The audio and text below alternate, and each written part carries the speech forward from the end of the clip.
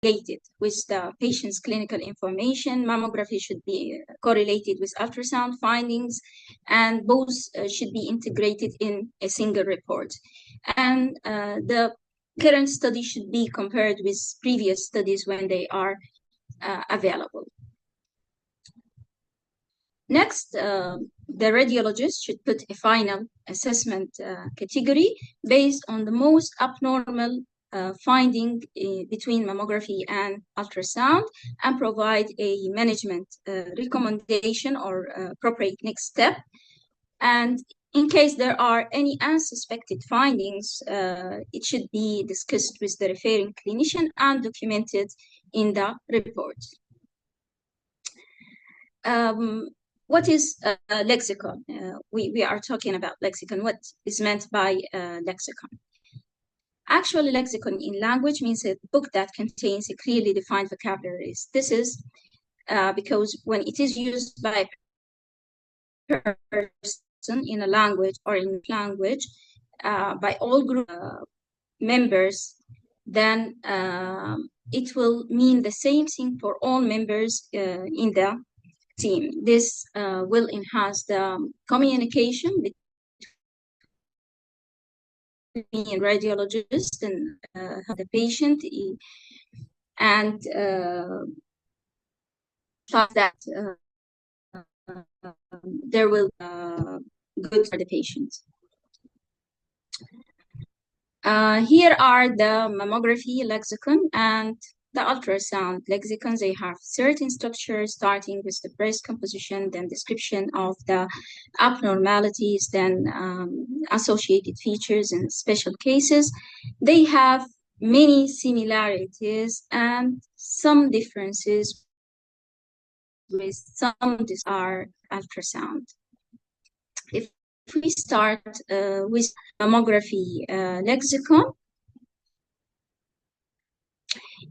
the first point in the lexicon for mammography is the description of the breast composition.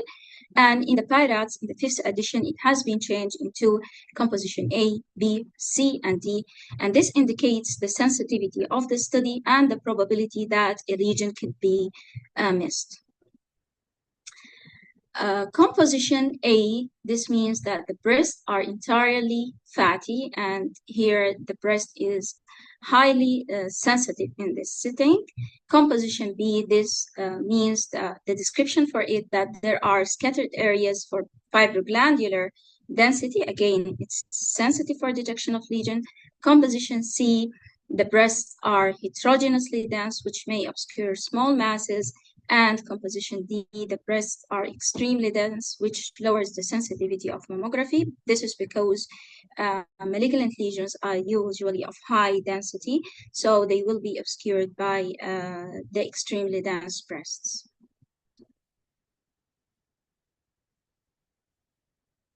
And this shows us how a lesion or how a fatty breast is very sensitive for detection of lesions, and here how a dense breast is less sensitive for detection of hyperdense lesions.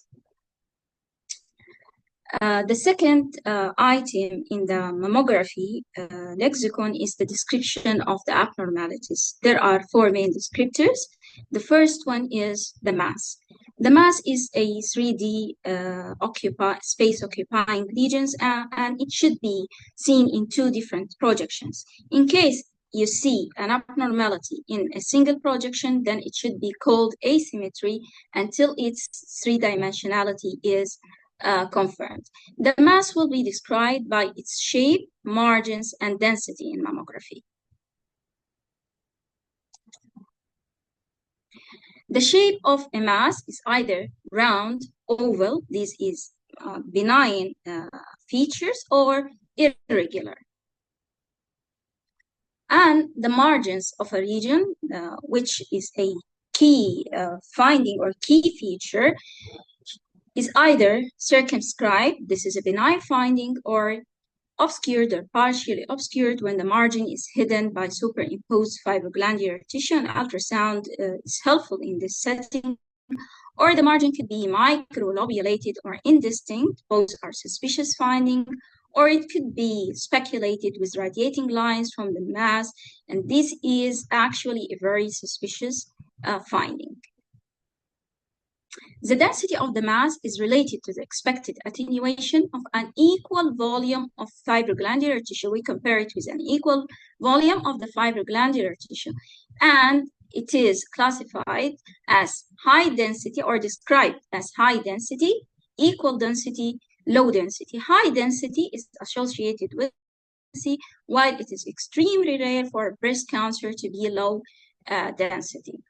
And fat-containing lesions, if they show other benign features like being circumscribed of oval shape, and so they are typically benign, like this first case, like this is a lipoma, oval circumscribed fat-containing or fatty lesion with which is encapsulated, and the second is an oval circumscribed fat containing with mixed density. This is characteristic for hamartoma. Both are benign lesions. This is an example of a high density lesion, which is irregular, speculated, with associated features, and it was proven to be an invasive ductal carcinoma. The second descriptor in the mammography lexicon is architectural distortion. It is used when the normal architecture is distorted with no definite mass visible. It includes lines, straight lines, or speculations radiating from a point. Also, it includes distortion of the parenchymal edges, like bulge and straightening, retraction. And the differential diagnosis for architectural distortion is either scar tissue, like for example in radial scars, or a carcinoma. And also, architectural distortion can be seen as an associated feature, not the single finding.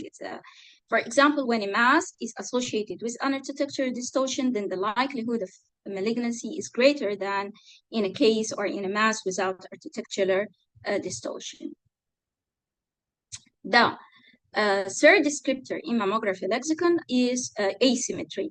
Asymmetries, these are findings that represent unilateral deposit of fibroglandular tissue not conforming to the definition of a mass. They are either seen in a single view or in two views.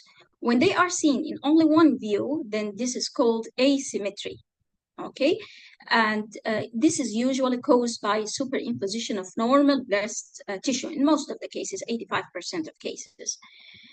When it is seen in two projection, then it's either occupying a small area of the breast, and this is called focal asymmetry, and it has to be differentiated from a mass by additional imaging, like spot compression and ultrasound. Global asymmetry, this consists of an asymmetry over at least one quadrant of or quarter of the breast, and usually this is a normal value. Developing asymmetry, this is the most serious and or the most concerning, and it's new, larger, or more conspicuous than being seen in a previous, when we compare it with a previous examination.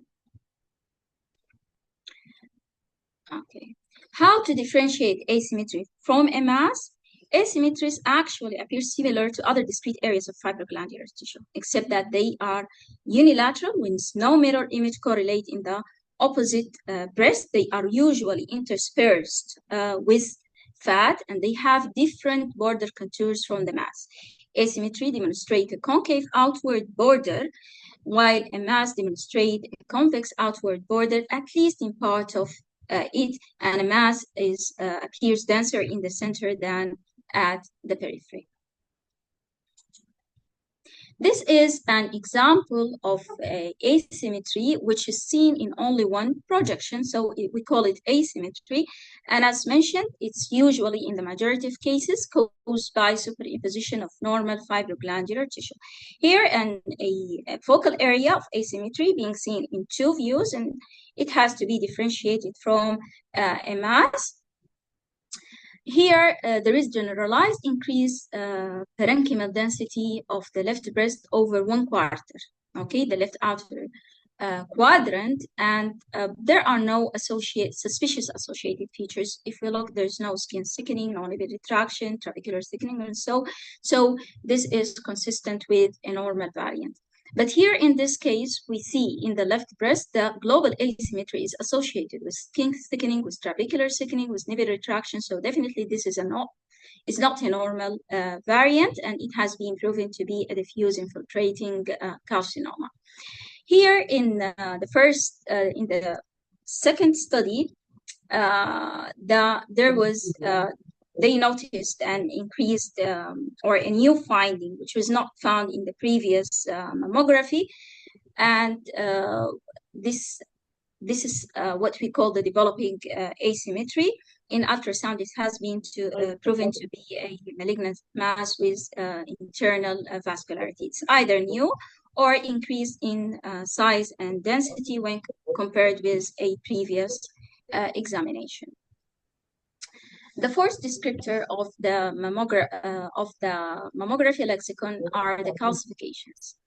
Now, the calcifications are either typically benign, okay, or of suspicious morphology. And within the suspicious group, the degree of suspicion the classification depends on their morphology, being either 4B, 4C, and also on their distribution, as we will see.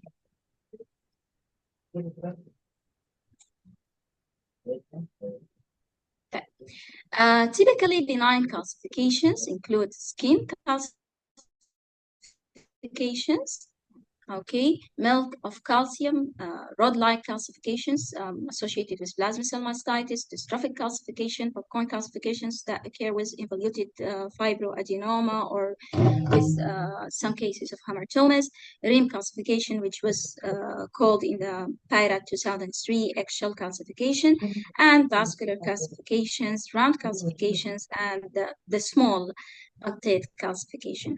Now there is one exception of the rule when we see a single or isolated group of punctate calcifications, which is either new or increasing in its greatest dimension, or being linear or segmental in distribution, or it is adjacent to a known cancer, then it will be assigned either as probably benign or suspicious, depending. The suspicious morphology includes amorphous calcifications. These are small or hazy in appearance. Amorphous calcification can be benign if they are bilateral and diffuse, or they can be suspicious. Fine pleomorphic calcification, these are small calcifications that's 0.5 millimeter, and they are more conspicuous than the amorphous calcification, and characteristically they have discrete shapes. They are of different shapes, density, and size. Coarse heterogeneous calcification is conspicuous between the size between 0.5 and 1 millimeter. They have discrete shapes and they tend to coalesce. Fine linear calcifications, these are thin, small calcifications, less than 0.5, and they have irregular shapes.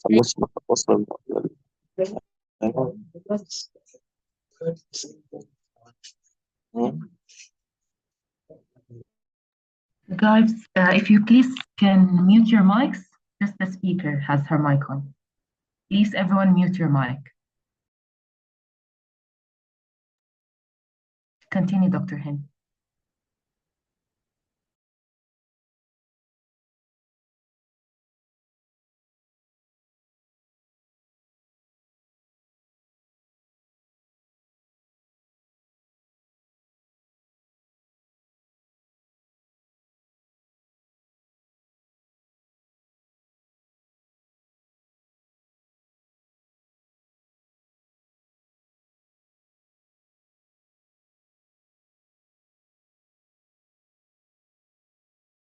Hind, you're mute.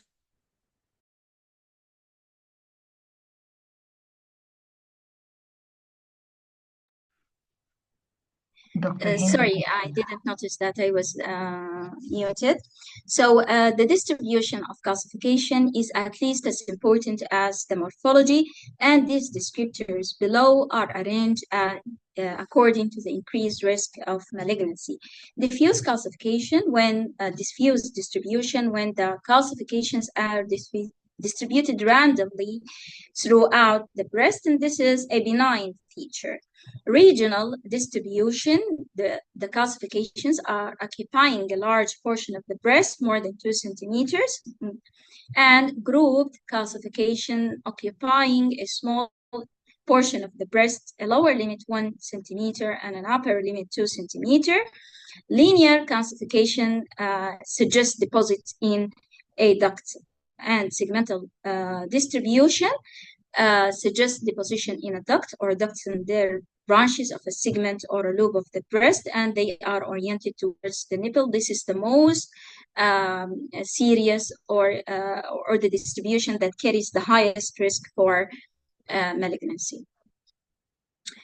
Now, after we completed the 4 main descriptors in mammography, being the mass, architecture, distortion, asymmetry, and calcification, the next are the associated features with these main signs.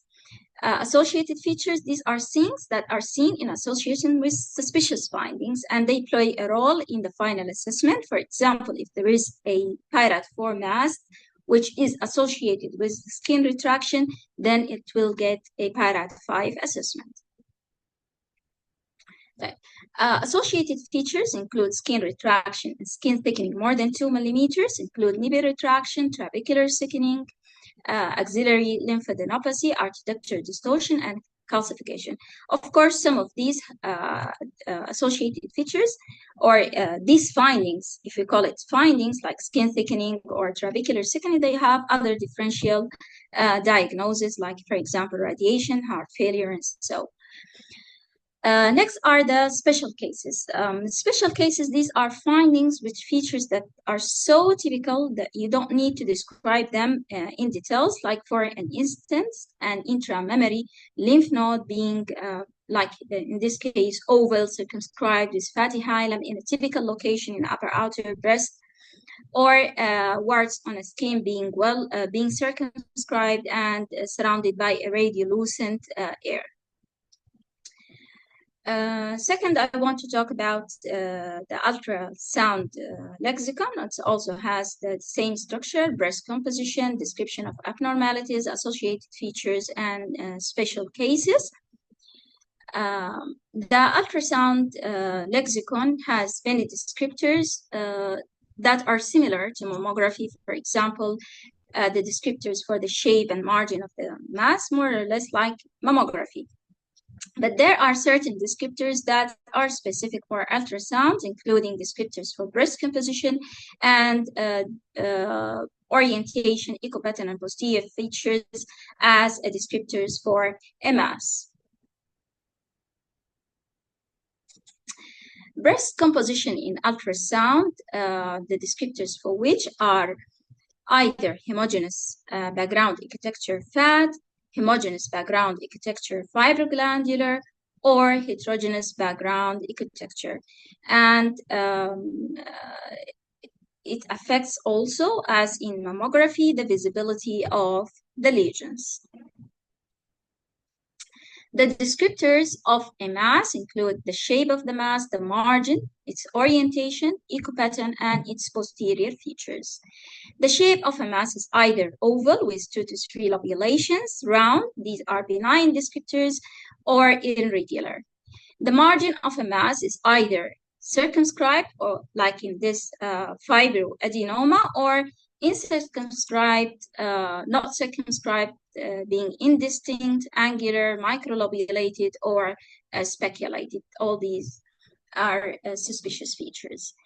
Orientation, this is a descriptor which is unique to ultrasound, and it refers to whether the longest axis of the lesion is parallel to the skin, means it's wider than taller, or not parallel to the skin, means it's taller than wider. Parallel, this is a benign description, while not parallel, this is a suspicious finding, like this suspicious mass. Please note that round lesions are considered to be not parallel. The echo pattern, this is described, or the echogenicity of a mass is described relative to the memory fat, which is intermediate in the gray scale. Echogenicity contribute to the assessment of the lesion together with other feature categories, but alone it has little specificity. The echo pattern is either anechoic, hypoechoic, isoechoic, hyperechoic, heterogeneous, with a mixture of echogenic patterns, or complex cystic solid with fluid and solid components. The posterior features, this is a descriptor which is unique for ultrasound. It represents the attenuation characteristics of a mass in respect to its acoustic transmission. Also, its additional value alone, it has little specificity. Okay, the posterior features are either enhancement, there is a more echogenic column deep to the mass, and this is one of the criterion for diagnosis of cyst, or shadowing, the area deep to the mass, posterior to the mass is darker, and it is shadowing is associated with fibrosis, which or result in underlying carcinoma, also associated with macrocalcifications. Combined features, where there is more than one pattern of posterior attenuation, and no posterior features when there is neither shadowing nor enhancement deep to the mass. Calcification are poorly characterized in ultrasound, not like in mammography, but they can be recognized as echogenic foci, particularly when they are in a mass. And they are described either as calcification in a mass, calcification outside the mass, or in intraductal calcification. The associated features, as in mammography, plays an important role in the final assessment categories, and these features in ultrasound include architectural distortion, include ductal changes, skin changes or skin thickening or retraction, edema, vascularity of the lesion with its different type, and elasticity assessment for the stiffness of the lesion. Special cases in ultrasound, these have a unique diagnosis, and they are findings with features that are so typical that you don't need to describe them in details, like a simple cyst, a complicated cyst, clustered microcyst, mass in or in the skin, foreign body, including implants, intramammary lymph nodes, as well as axillary lymph nodes, vascular abnormalities, and post-surgical fluid collection. Now, after a description of the lesion, we come to the final assessment categories, and the final assessment categories in the PIRAT system are 7 categories from 0 to 6, with the relevant recommendation management and the relevant likelihood of cancer. In each category, we will I will discuss the category and when to use it and when not to use it. PIRAT 0, this means that the examination is not complete. It needs additional imaging evaluation, like, for example, additional views, mammographic views, or ultrasound, or retrieval of prior mammograms for comparison. And please remember that this is almost always used in a screening mammogram, and the radiologist should avoid this category by immediately doing additional imaging or retrieving the older films, and better to have them even before starting the examination. And when imaging studies are completed, then a revised assessment should replace the initial assessment, PIRAT 0. Please note that this category is not to be used if prior mammogram and ultrasound are not available. However, they are not required to make a final assessment, or they are irrelevant because the finding is already suspicious. Or if the lesion needs further assessment with the MRI, then report the mammography and ultrasound before doing the MRI. Here, an example of a pyrite 0 lesion, a mass seen in the posterior upper breast. In ultrasound, it was proven to be an intramammary lymph node corresponding to the mass seen in mammogram. Then the final assessment was pyrite 2. Category 1 means that the study is negative, normal. There's nothing to comment on. However, remember, if a patient has a palpable abnormality and the findings are negative, then put category pyrite 1, but add a sentence recommending surgical consultation or tissue diagnosis if clinically indicated. Pyrite 2, this is a benign finding, and it is like pyrite 1, but here the radiologist or the interpreter chooses to describe the finding in mammography. These include findings like involuted calcified fibroadenomas, include fat-containing lesions with benign features like this hamartoma. It includes benign calcifications, implants, and architectural distortion clearly related to prior surgery. It also includes bilateral lymphadenopathy, probably reactive or infectious in origin. If the interpreter described the lesion, did not describe the finding in the report, then category 1 should be used and not to put category 2. Category 3, this is a probably benign finding that requires short interval follow-up as a recommendation, and it has a less than 2% risk of malignancy. This category is used for finding in mammography like non-calcified circumscribed solid mass, focal asymmetry, a solitary group of punctate calcification, and in ultrasound for findings with strong evidence to suggest a typical fibroadenoma or an isolated complicated cyst or clustered microcyst. Okay, sorry. Remember that category 3, or if you have a lesion that you are unsure to render it a benign or a suspicious category, then use category 4, don't use category 3.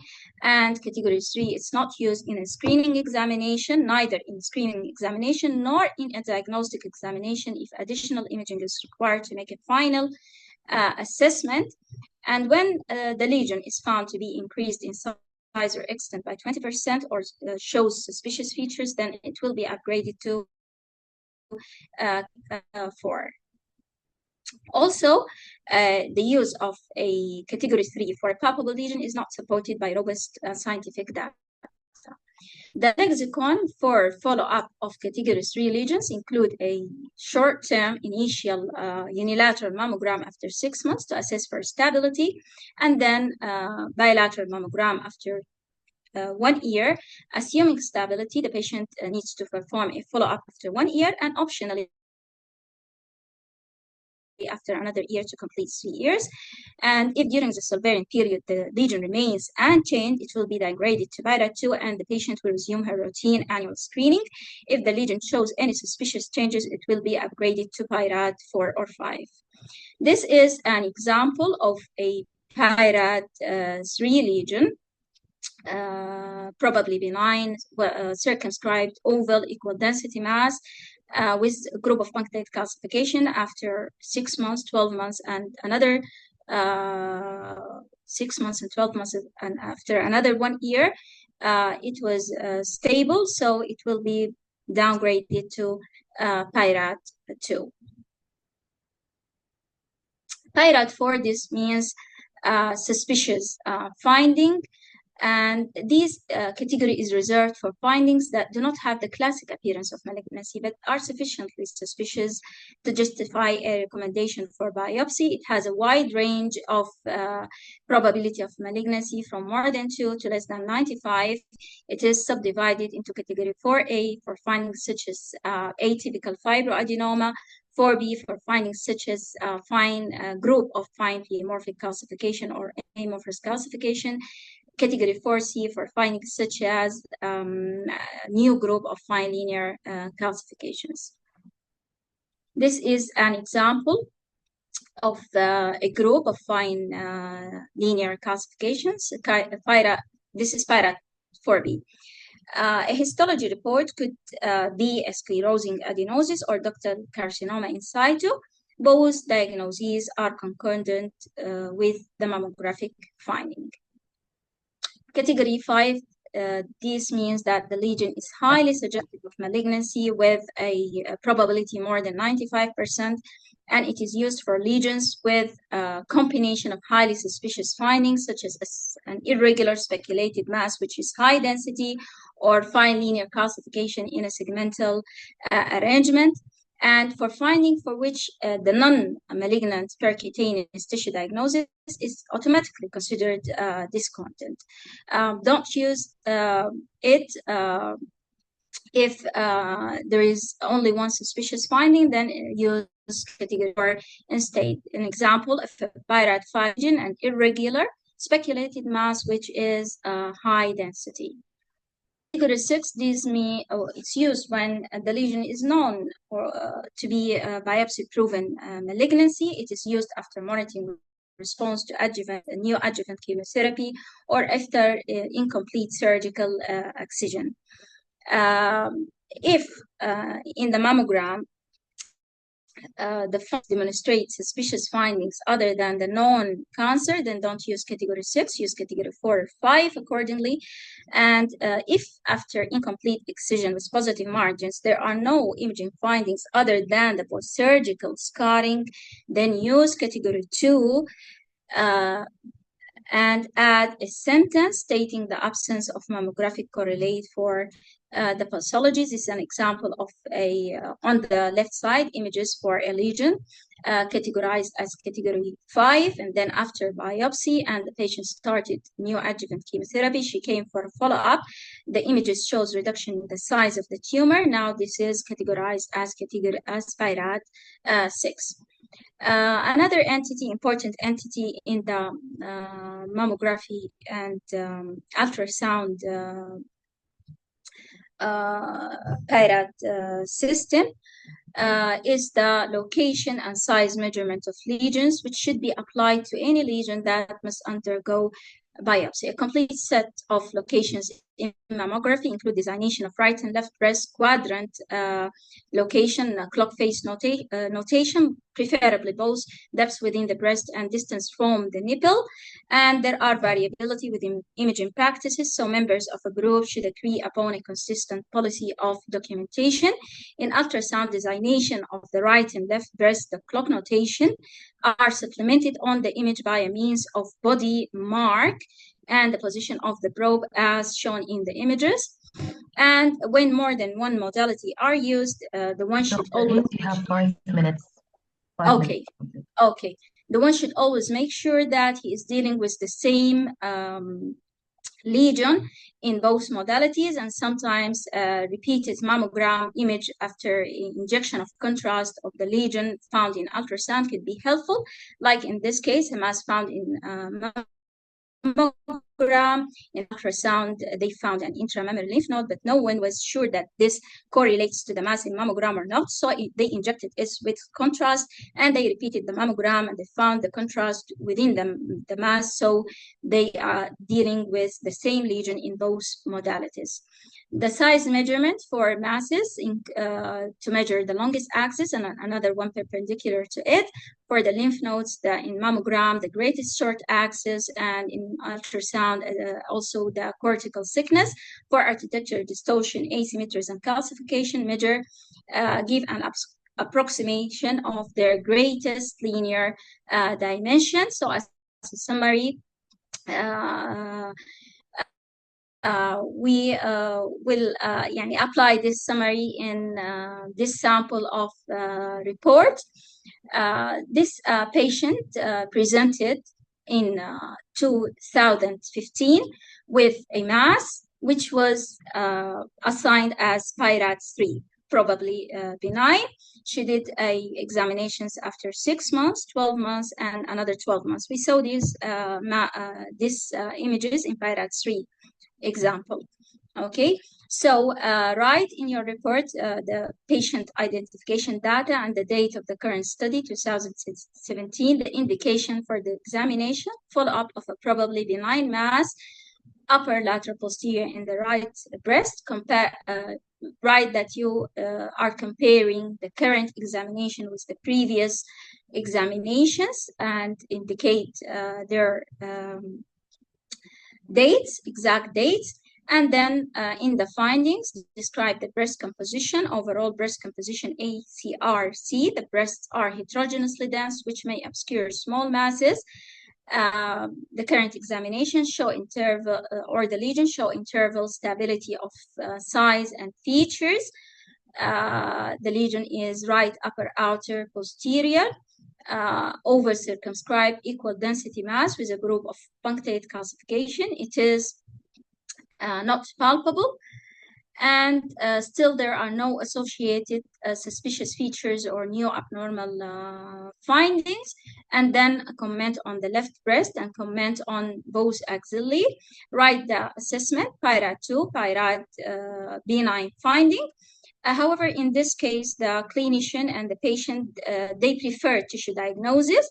So in your recommendation, write, instead of resuming routine screening, tissue diagnosis will be performed due to patient and referring clinician concern.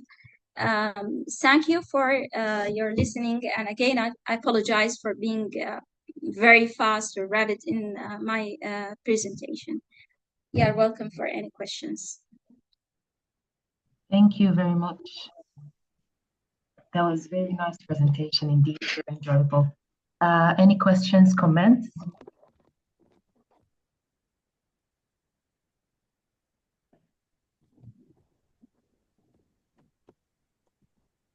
Any comments?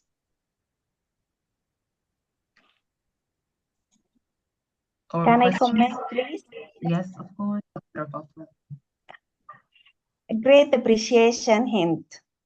It is really an excellent, informative presentation on this big topic.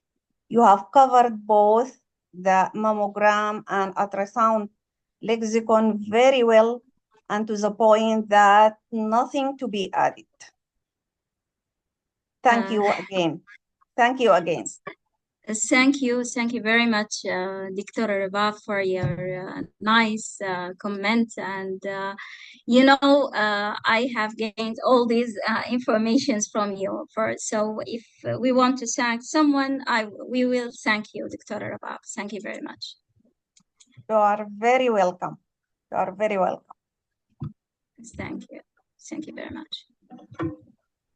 Thank you very much. Any questions for Dr. Hind? Okay, so if no questions, we're going to move to the second topic. It will also be about breast cancer early detection and management using screening mammography with Dr. Sarah Abul Qasim al-Makki. Welcome, Dr. Sarah.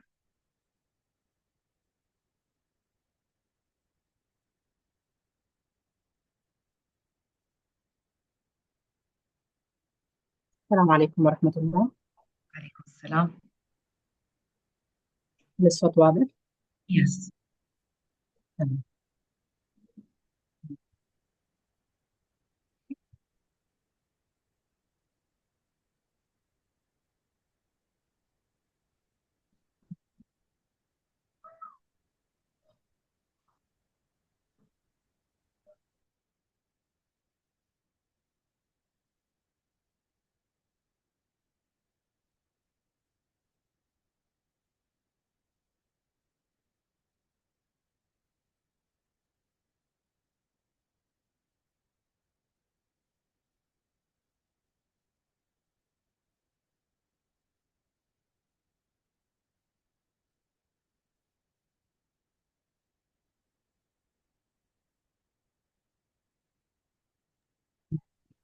السلام عليكم ورحمة الله. مرحبا بكم جميعا. And thank you all for giving me this opportunity to share with you my topic today, which is about role of screening mammogram in breast cancer. So the objective of this lecture will be, first, there will be brief talking about what is the screening mammogram. The second objective, why is the screening mammogram is important. The third objective is how to have an excellent screening program. So we will start by the first basic information about what is mammogram. I think ما شاء الله بعد محاضرة دكتورة رباب بالأمس all of us we have the basic informations about the mammogram. So the mammogram is a dedicated radiographic technique for imaging of the breast, and the resultant image is the mammogram. So this is the mammogram, and this is how the breast will be imaged within the mammogram. So usually the most important thing, we need to compress the breast between two plates that compress and flatten the breast. So the breast will be spread, and this will allow a good, better quality picture and allow this radiation to be used.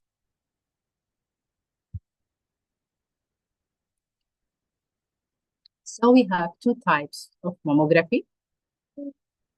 We have screening and diagnostic. Okay.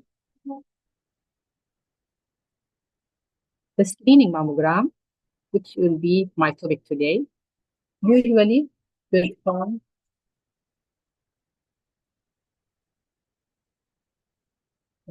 دقيقة لو سمحتوا. 1 minute, please.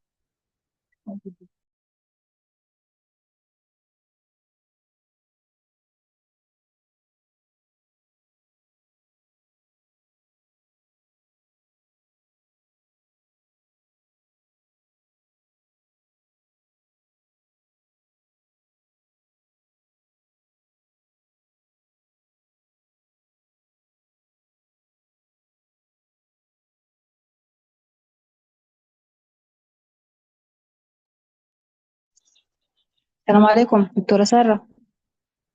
Is there any problem?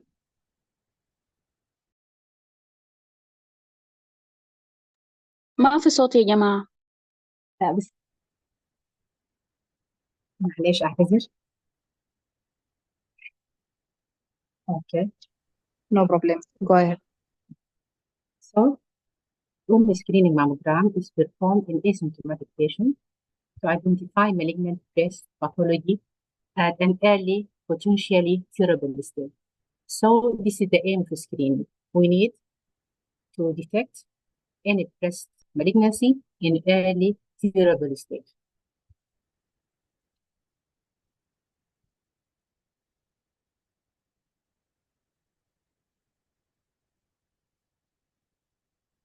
So, the other part, which is the diagnostic mammogram. The diagnostic mammogram usually performed in symptomatic patients, okay, or usually will be the second step if we found an abnormality within the screening mammography. So, and one of my colleagues, inshallah, will cover this in another topic. So today, my concern will be about the screening mammogram.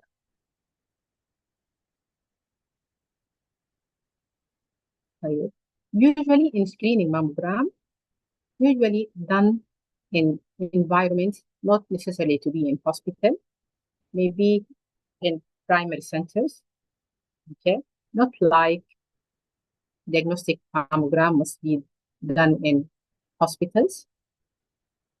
Okay.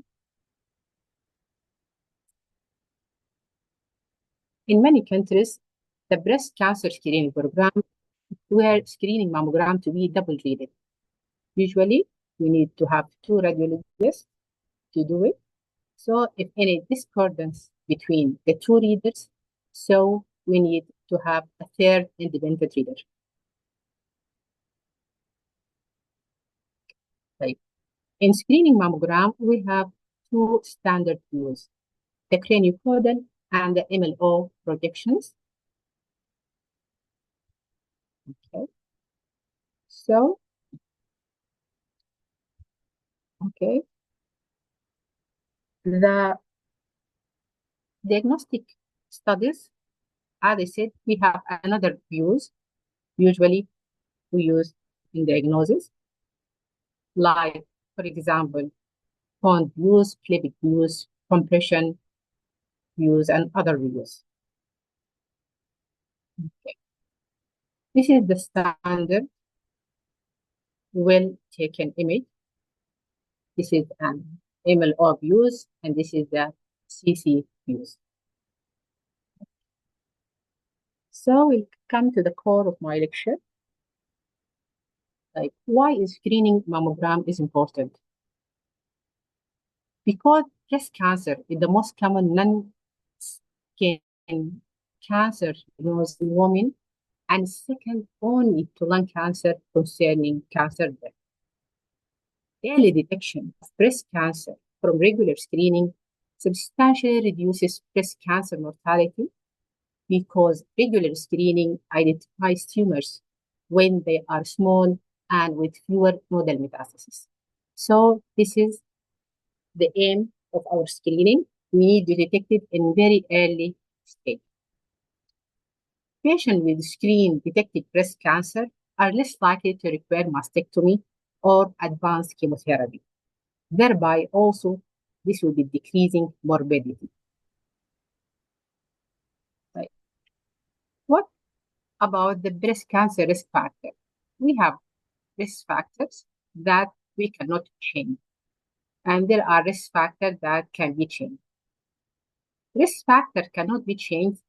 Getting older, usually the age more than 50, okay, so will increase the risk of getting cancer, especially breast cancer. Genetic mutations like BRCA1 and BRCA2, reproductive history, early menarche, less than 12 years, and menopause, more than 55 years.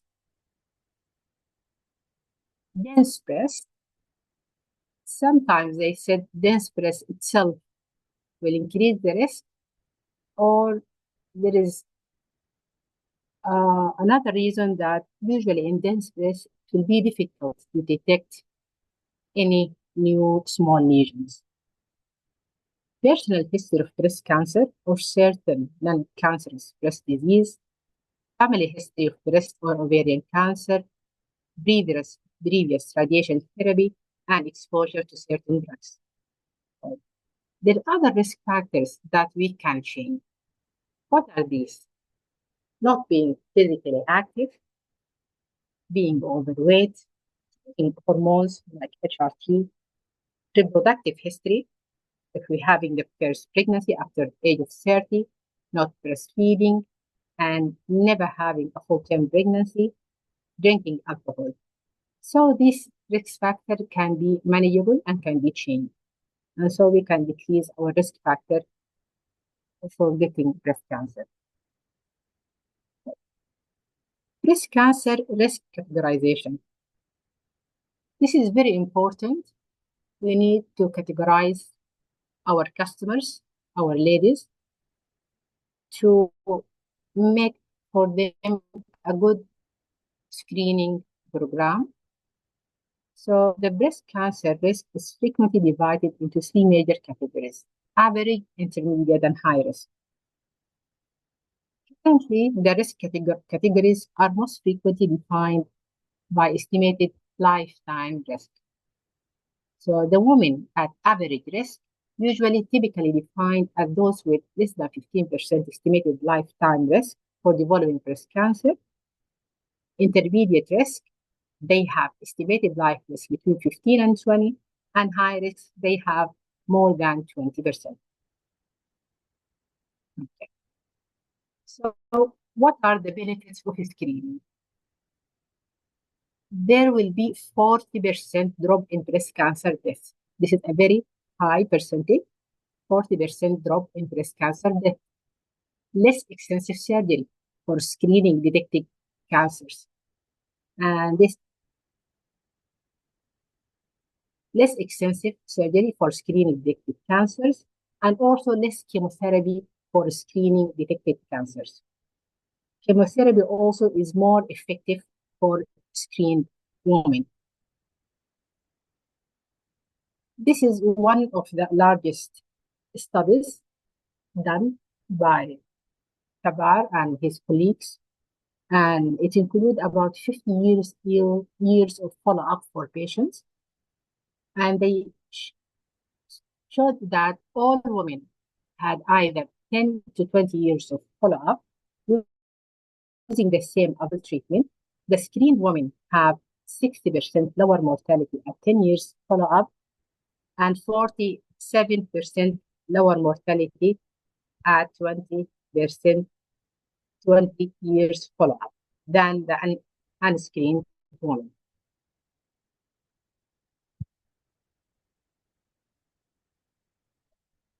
So there is a very important question in screening in average risk patients. When to start screening at any age and how frequent in this category.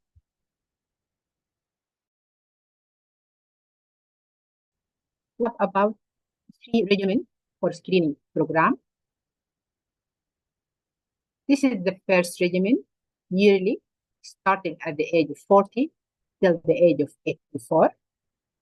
There is another regimen, yearly, starting at the age of 45 till 54. Then every 2 years, from the age of 55 to 79. And there is the third regimen, started at the age of 50 to 74 every 2 years. And this is the percentage of reduction in risk dying of breast cancer. As you can see here, there is a large difference when we start early and yearly. So the reduction will be about 40%. And then in the other regimen, it's about 31%. And if we start late, so it will be about 20%. So in this comparison, it is clearly that we need to start a screening program very early at the age of 40 and yearly at the yearly basis.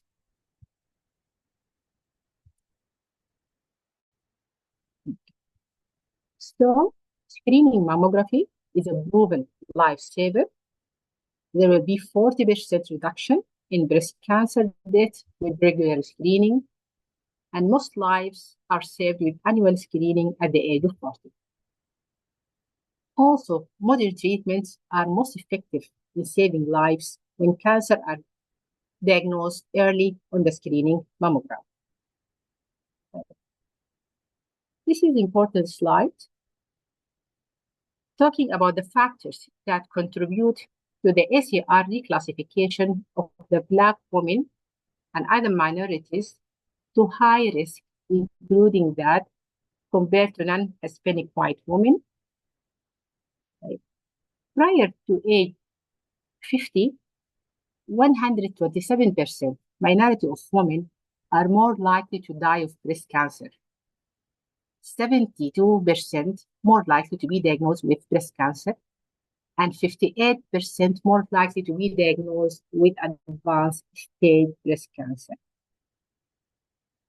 Black women are 42% more likely to die from breast cancer despite roughly equal incidence rate. Black women are less likely to be diagnosed with stage 1 breast cancer, but twice as likely to die of early breast cancer. Black women have twofold higher risk of aggressive triple-negative breast tumors and a higher risk of BRCA1 and BRCA2 genetic mutations, placing them at higher risk. And I think this observation was made and was clarified many times by Dr. Rabab in her lectures. So screening in high-risk patients, usually we will not start at the age of 40. Usually we will start at the age of 30, okay, usually by the mammogram, digital mammography. DBT, this is what is called digital, this is the tomosynthesis. So we will start usually at the age of 30 by the mammogram. But we will start with MRI from the age of 25 yearly to the age of 30.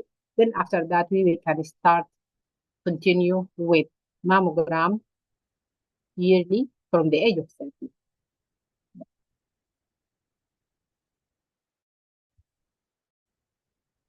So the most important thing in a high-risk patient, all women, especially Black women, so we have to evaluate them for breast cancer risk by the age of 25 to 30. So this is very early. We have to bring our ladies and to categorize them to know if they are at high risk or relative risk. So we can identify those at higher risk than average, and they can benefit from the supplemental screening. Right. Some authors are talking about the risk of screening mammogram. They tell that there are risks, the risk of recalls, risk of biopsy, and there is risk of overdiagnosis. Okay. False positive and anxiety are common presenting as risks. Risks from recall and biopsy must be compared to the 40% reduction in breast cancer death due to screening mammogram. Short-term anxiety from screening resolve, and women will not have long-term anxiety. And usually, in every 100 patient screened by mammogram, 90% will be told you are free and you can go home. 10% usually will be recalled again. 6 will be reassured after mammogram or after diagnostic mammogram or whatever ultrasound. 2% usually will be bilateral and they will have a follow-up program. And 2% will have usually a biopsy. So, how to have an excellent screening mammogram program? We need to have a good mammogram image. This is the first thing.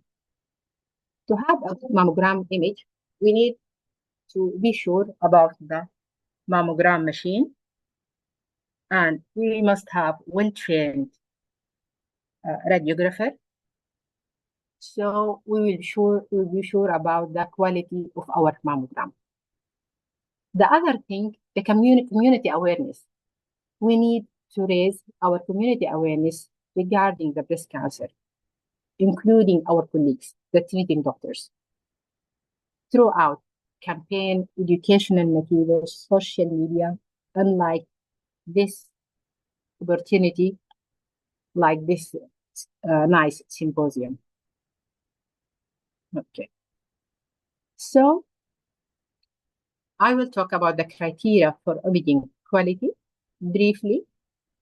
So for all breast glandular tissue, the image must be, you must know, this is the image for the selected patient. So, and this is the correct exposure. And there is no movement artifact and no skin fold. And the both image must be symmetrical. In the craniocaudal image, all the glandular tissue must be identified. The nipple must be in profile. Nipple must be in the midline of the image. There must be something called length of the posterior nipple line within 1 centimeter in size.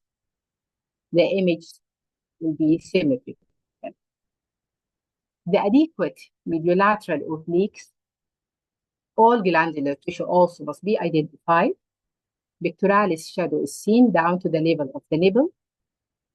Nipple in profile, length of the posterior nipple line within 1 centimeter in size.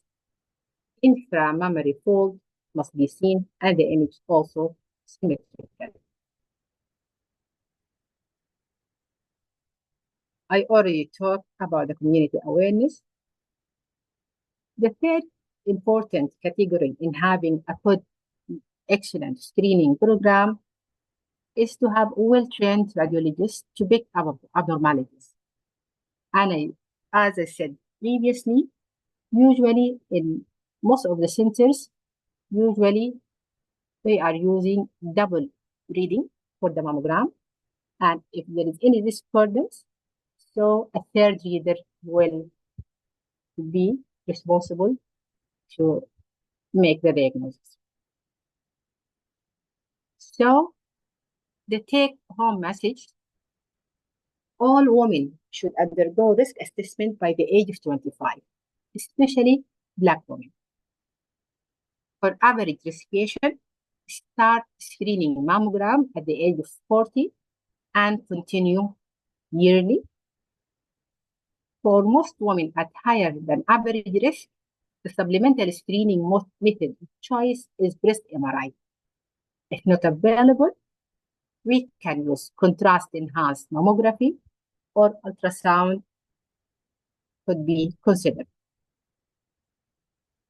If we have a woman with calculated life risk 20 or more, she must have the annual MRI starting at the age 25 to 30, and an annual mammogram starting at the age of 30.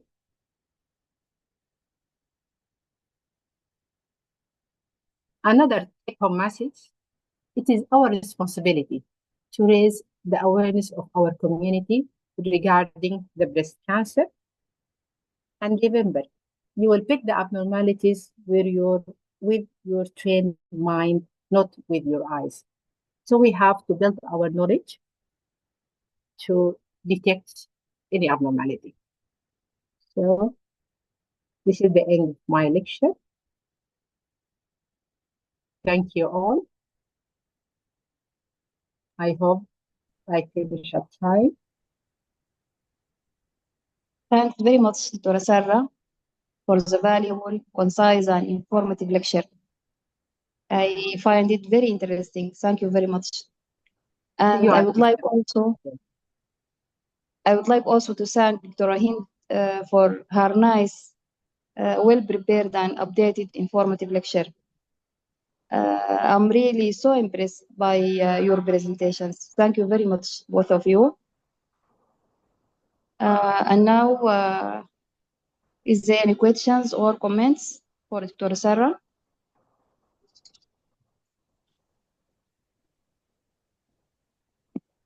السلام عليكم.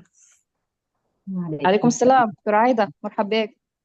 كيف حالكم؟ إن شاء الله كويسين. تمام الحمد لله، تفضلي. My question لدكتورة سارة, we know إنه we started screening mammography at the age of 35 because of the high density of the breast in younger age group. So I see how in her mammography at 25 to 30 years of age. Is there any change of the recommendation of the start of age of, is this universal, the change of the age of, and also my knowledge that screening mammography is one MLO. It's MLO screen picture. Is it now developed to MLO and CC? Thank you so much, both of you, Hind and Sarah.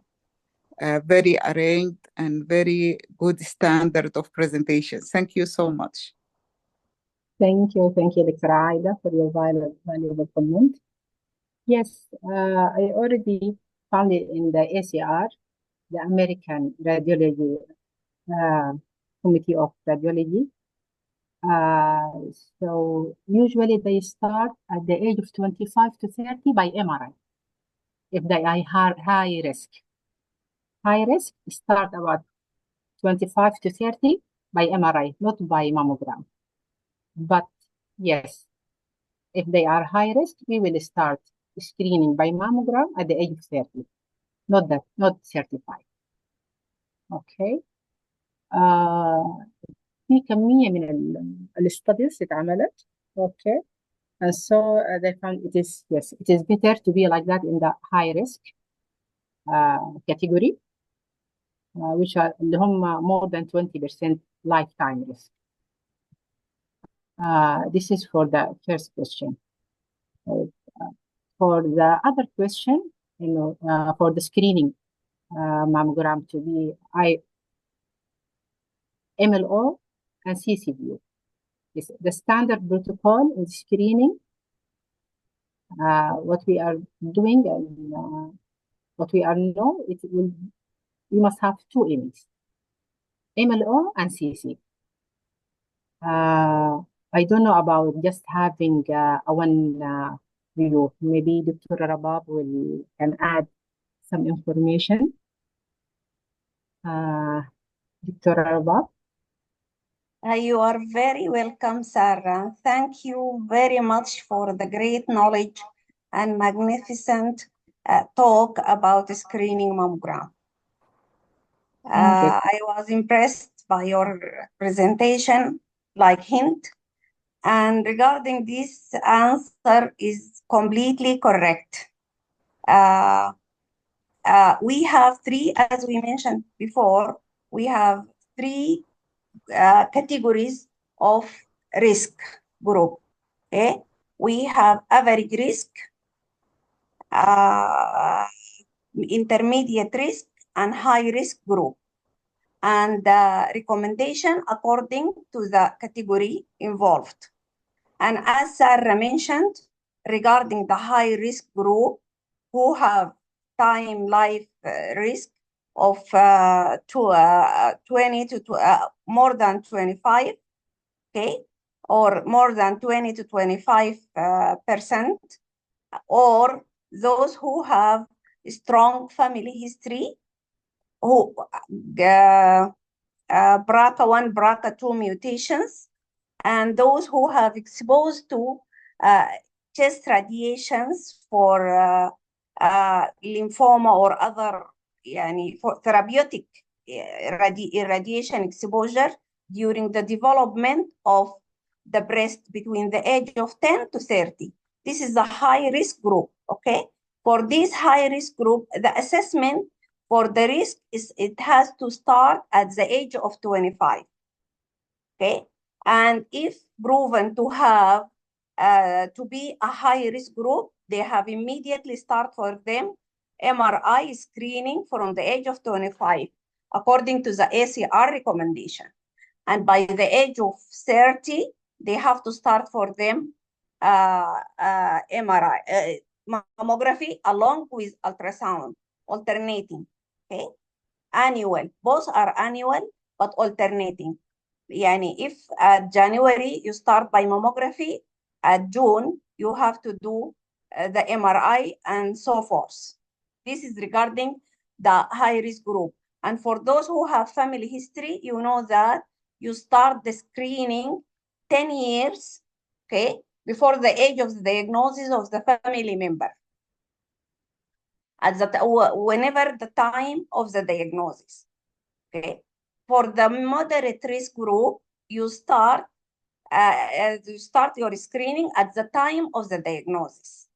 And usually for moderate risk, the screening with the mammography, but now there are many studies recommended that we should introduce also MRI for their screening. especially for those who have dense breast along with personal history. It is preferable to supplement mammography with ultrasound. And if the patient have multiple moderate risk, like have a previous biopsy of high risk lesion along with high density, or high risk lesions and previous history of breast cancer, combination of these factors also preferable to adjunct mammography along with screening, adjunct mammography with screening MRI. But for those average risk, there is no need to do MRI along with mammography. The screening will be only with a mammogram starting at the age of 40, and it should be an annual. This is the recommendation of the SAR, which we are following.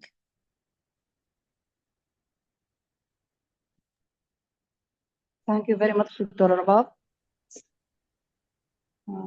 Any other questions or comments?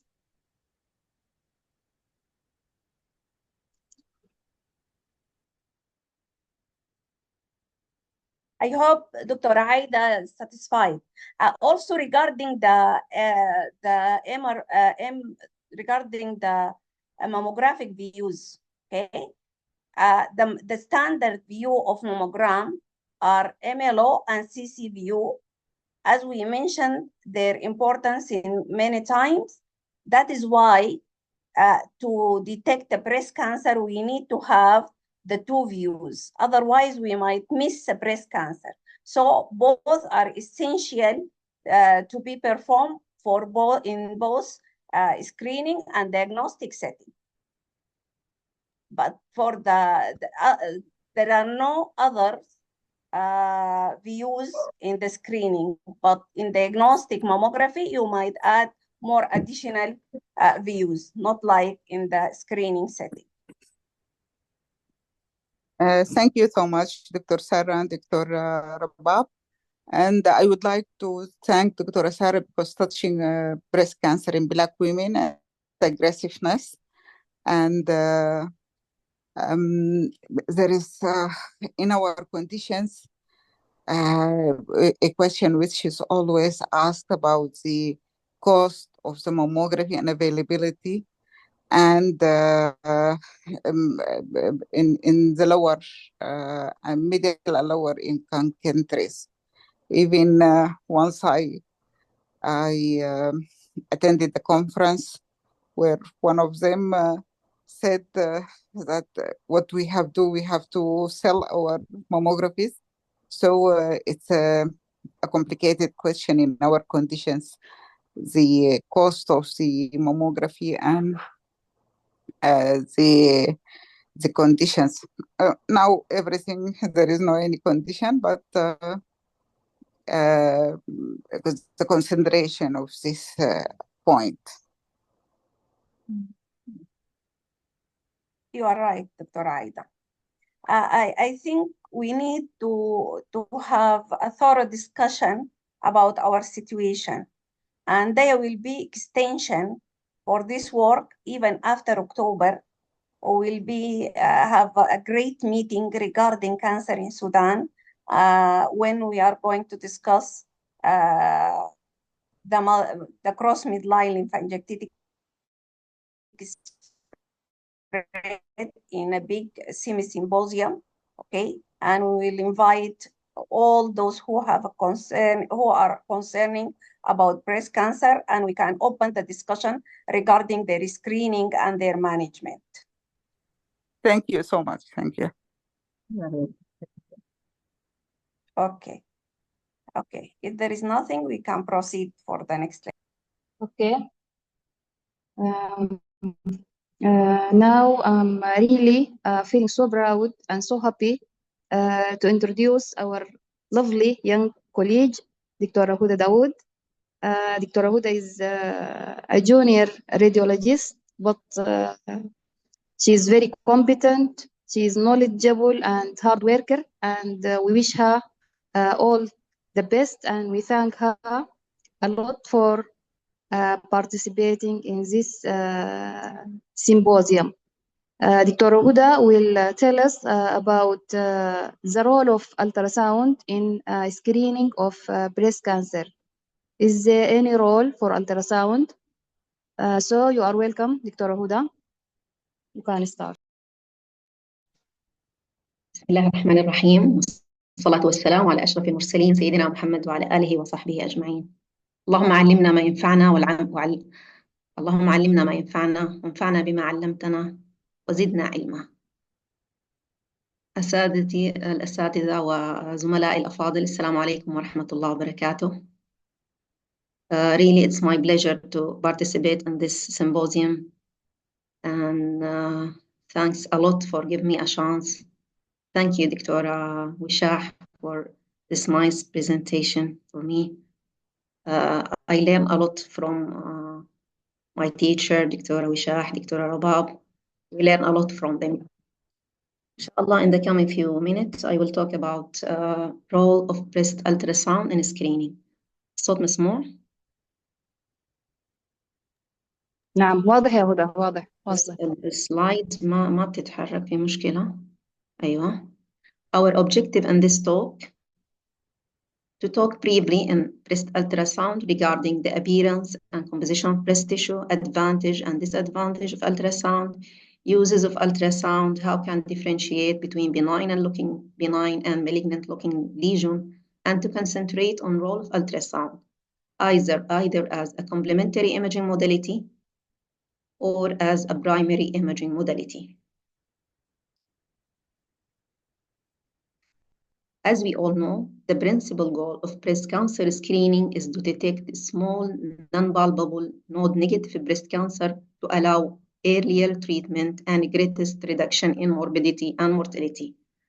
Ultrasound is an excellent imaging modality to examine breasts in symptomatic and asymptomatic women.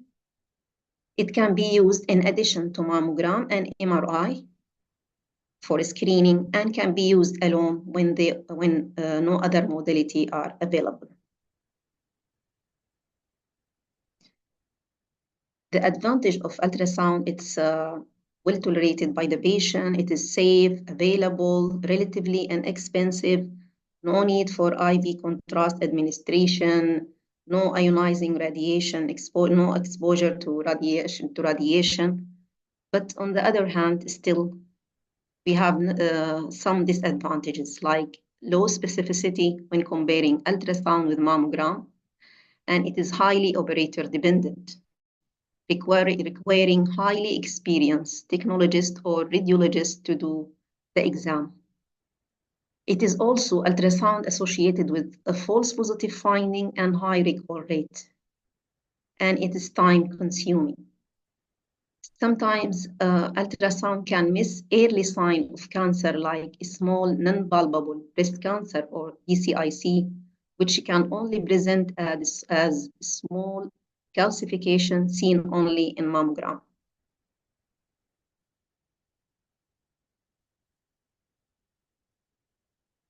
الشاشة ما تتحرك.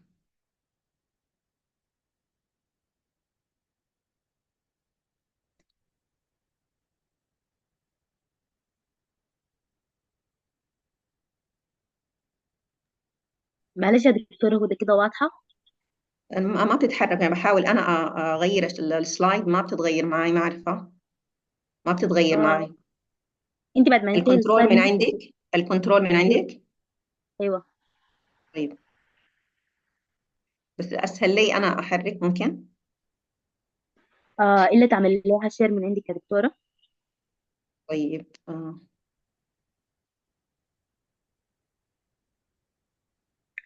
هل عايز تعمل لها شير؟ أنا أوقف الشير من هنا يا دكتورة.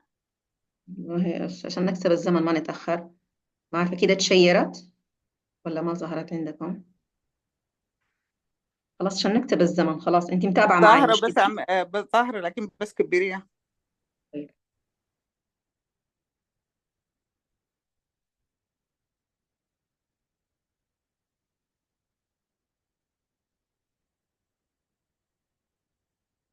مش المشكلة وين؟ كده ظاهرة؟ Yes, واضحة. ظاهرة؟ اوكي ايوه كده اوكي كده تحولت. ايوه تمام أيوة تمام. كده تمام. طيب بس دي ازيح دي طب انا ليه اختفت من عندي؟ في مشكلة بسم الله. مش السلايد بتاعت breast composition and appearance on ultrasound؟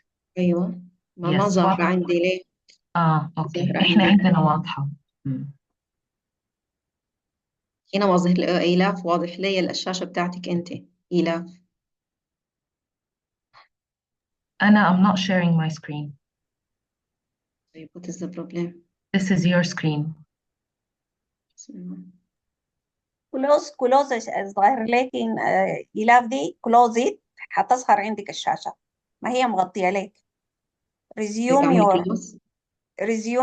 your presentation. It will come. Does it come to you? أيوة أيوة أيوة أيوة. Yes. Regarding the breast composition and appearance, thank you, Dr. Regarding breast composition and appearance on ultrasound, the breast tissue simply is compromised of mixture of fatty tissue and fibroglandular tissue. The glandular tissue is not equally distributed in the breast. It's more pronounced in upper outer quadrant and behind the nipple. In younger age group, the breast mostly composed of fibroglandular tissue, and this glandular tissue can be very pronounced during pregnancy, lactation, and can show cyclic changes in premenopausal women, resulting in feeling as a lump, painful lump in the breast. So focal collection of glandular tissue may present as a lump because glandular tissue is firm, not like the fatty tissue. And this is the common cause of painful lump in breast. In older women, the glandular tissue is gradually replaced by fat, although still some older women still have a reasonable amount of glandular tissue. Also, adipose women, there is more fat in their breast even if they are younger. Basing on PIRATS, the lexicon to describe breast composition breast composition according to the predominant tissue. Here, the appearance of ultrasound, and here the appearance of mammogram. Here, the fibroglandular tissue is predominant, and the lexicon to describe this type of breast tissue is homogeneous background ecotexture, fibroglandular tissue. This is the corresponding appearance on mammogram. When the breast is mainly composed of fatty tissue, it's described as homogeneous background ecotexture fat, and it is composed of both fat and fibroglandular tissue. It is heterogeneous background ecotexture. Here, the appearance of focal glandular tissue in young lady that they came and present with the painful lump. This is due to a focal collection of fibroglandular tissue in this area, present as a pseudomass, but actually it's not a mass, just is a collection of fibroglandular tissue. Why to use ultrasound, especially in dense breasts? As we all know, dense breasts appear white in mammogram, as does the breast cancer. So dense breast will obscure the cancer. If we compare this to ultrasound, dense tissue is echogenic on ultrasound, while the breast cancer is hypoechoic. So easily I can detect the abnormality in dense breast by ultrasound. It is also ultrasound, I can take a good and better look for suspicious area. If I find suspicious area in mammogram, I can look to it better by ultrasound, and by ultrasound I can differentiate. If I see a mass in mammogram, which is appear as opaque or white mass, is it a fluid mass? Is it a cyst? Is it a solid? Ultrasound can differentiate. So ultrasound can assess and give a better evaluation for a lesion regarding morphology, margin, orientation, vascularity of the lesion. And most of the time we can decide we are dealing with benign or breast cancer. Also, we can use ultrasound to aspirate complicated cyst to differentiate is it a cyst or a solid lesion, or to treat abscess and to guide needle biopsy. Here, just to differentiate how malignant looking lesion, feature of malignant looking lesion and benign lesion. Just to concentrate on the shape and margin, which is the main characteristic. We depend on these characteristics to describe the lesion. The malignant tumor is always irregular, while benign tumor have regular shape, oval or rounded, and the margin always non-circumscribed in malignant tumor, while in benign tumor it's well circumscribed. If we can see here, this is cyst and this is fibroadenoma, how they appear well-defined, circumscribed, margin, shape, regular shape, oval shape, while here, the malignant lesion have irregular shape with even non-circumscribed margin or speculation with surrounding by echogenic halo and posterior acoustic shadowing, which is a feature of malignancy, while here, posterior enhancement is a feature of benignity. In this here, how the glandular tissue is appear. It's appear as a focal collection of glandular tissue by sweeping and some compression and go through this area. We can decide, is it a true lesion or this is just a focal collection by seeing and examining the area by do more and more examination of the area present as a pseudolump glandular tissue, we can differentiate it by ultrasound. What is the ACR recommendation for breast cancer average risk run for a patient with the higher risk factor for breast cancer? ACR recommendation as follows. They say that women with elevated risk who wouldn't qualify but cannot undergo MRI consider supplementary screening with ultrasound. And also women with elevated risk due to breast density could consider adding ultrasound. So they concentrate as using ultrasound as a supplementary imaging modality. Also, they recommend to evaluate for breast cancer risk by age of 30, and some recommendations from American Society of Breast Surgeons even recommend breast cancer assessment at earlier age, at 25 years old. Risk factor, as we all know, family history, genetic testing, clinical history, if there is history of breast cancer, history of high risk lesion, history of chest radiation, and breast density.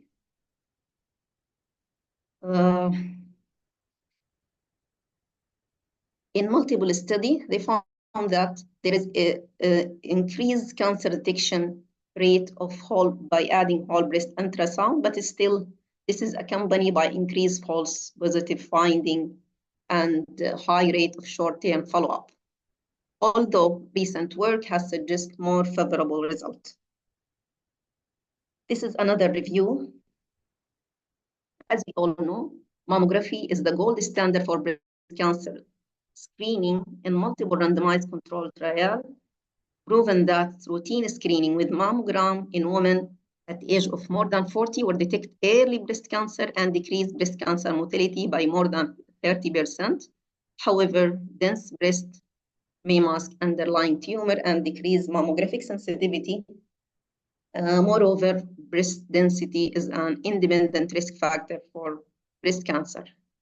They compare between women with predominantly fatty breast and women with dense breast. They found that women with dense breast have 4 to 6-fold increased breast cancer risk. So they apply screening whole breast ultrasound being widely used as a supplementary screening tool in addition to mammogram for a lot of reasons that mentioned before, availability, easy, safe. And they found that screening with ultrasound can detect cancer not seen by mammogram at rate of 2.7 to 4.6 cancer per thousands.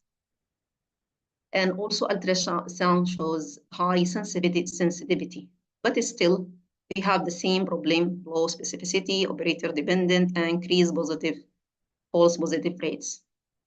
While increasing supplemental screening with ultrasound, the technologist and the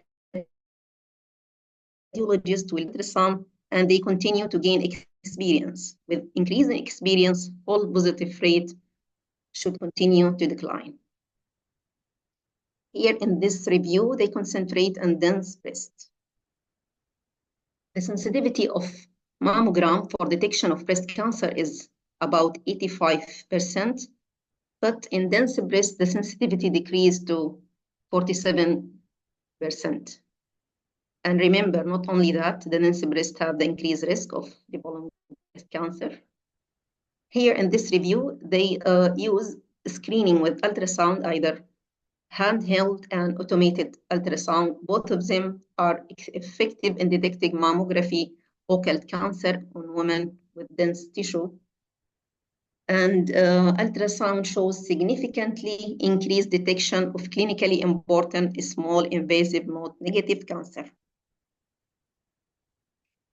Just to talk briefly in handheld and automated ultrasound, as we all know, handheld screening ultrasound require a great deal of resource to screen large number of women, and the time required for bilateral handheld whole breast ultrasound can range from 10 to 20 minutes or even more, making it challenging to implement in a clinical practice.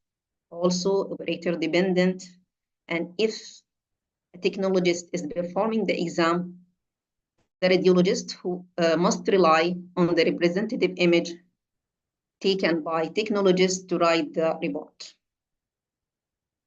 Regarding the automated ultrasound, it may solve the problem of time. It is faster and reduce operator dependence and improve workflow, but it's still a lot of barrier, like it need additional training, cost of the device, does not cover the axillary area, and need possible integration into pre-existing parts. So, in summary, they conclude that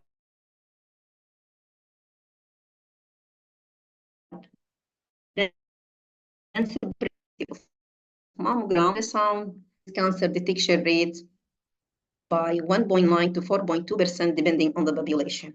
I will show in the coming slide a few cases, but before we see the case, I want just to review. This is the dense breast, C and D according to ACR according to American College of Radiology. This is ACR-A, fatty breast, extremely or almost fatty breast. This is scattered fibroglandular tissue, ACR-B.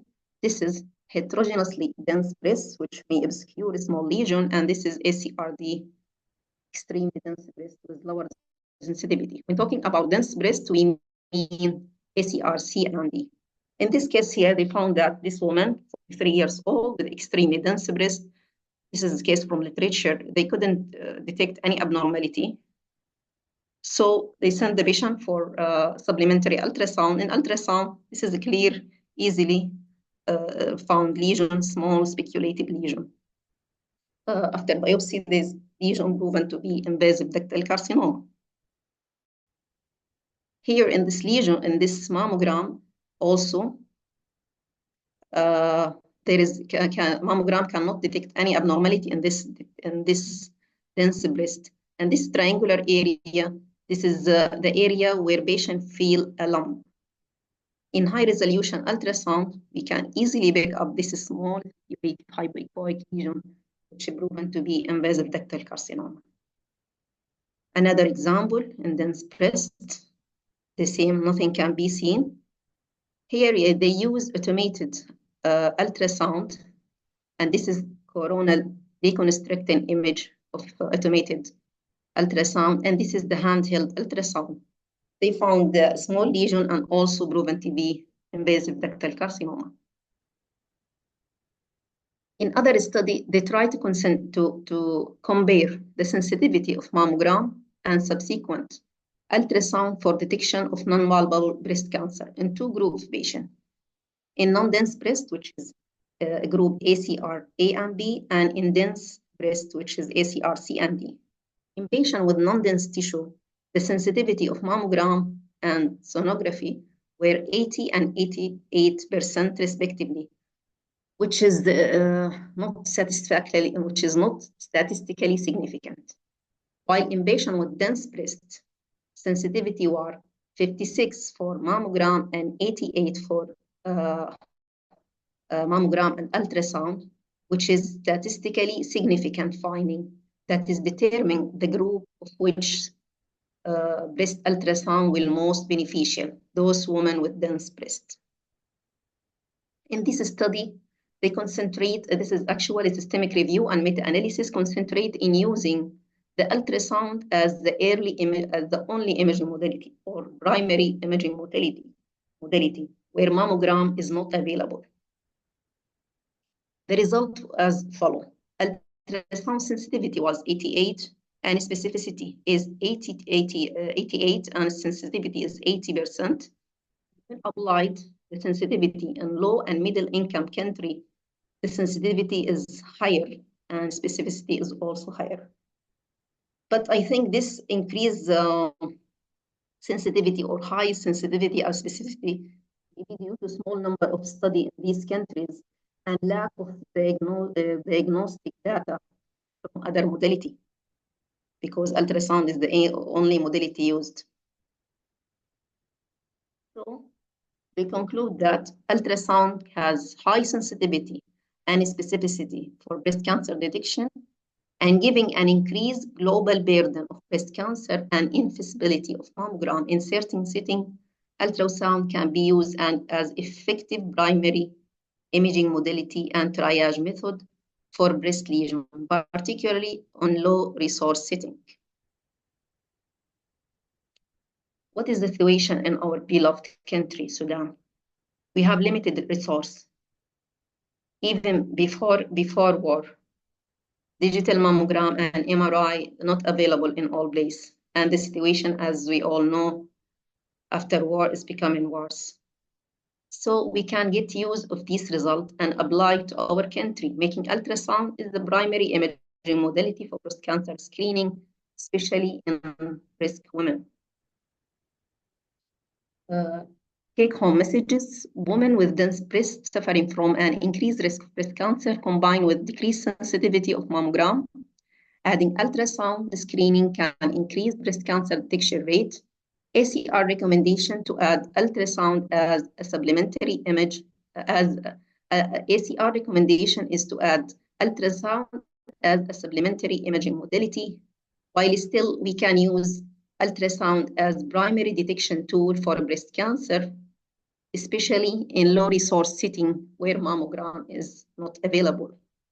Encourage our colleague in Sudan to use ultrasound as a primary imaging modality and do more and more ultrasound to get and to gain more experience.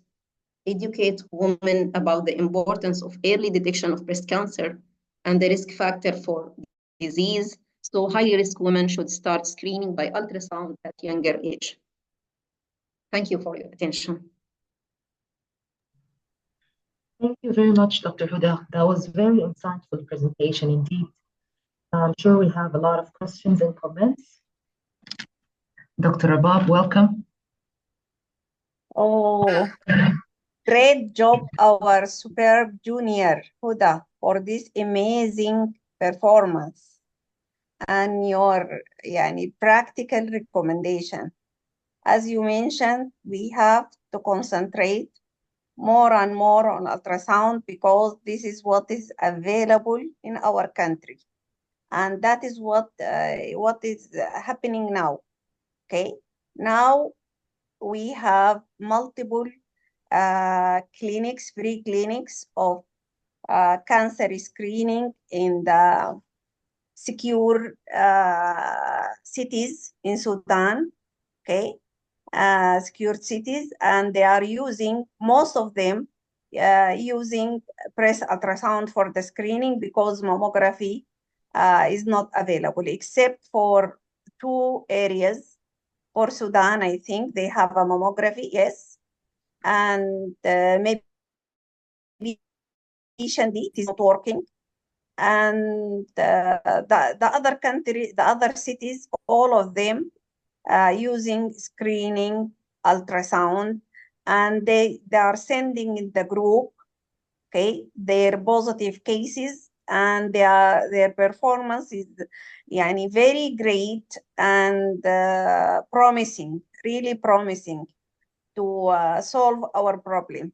Thank you very much. Thank you again for this very practical and nice presentation, Huda. Thank you very much, Dr. Rabab. I want to thank you. We learn a lot from you. Thank you.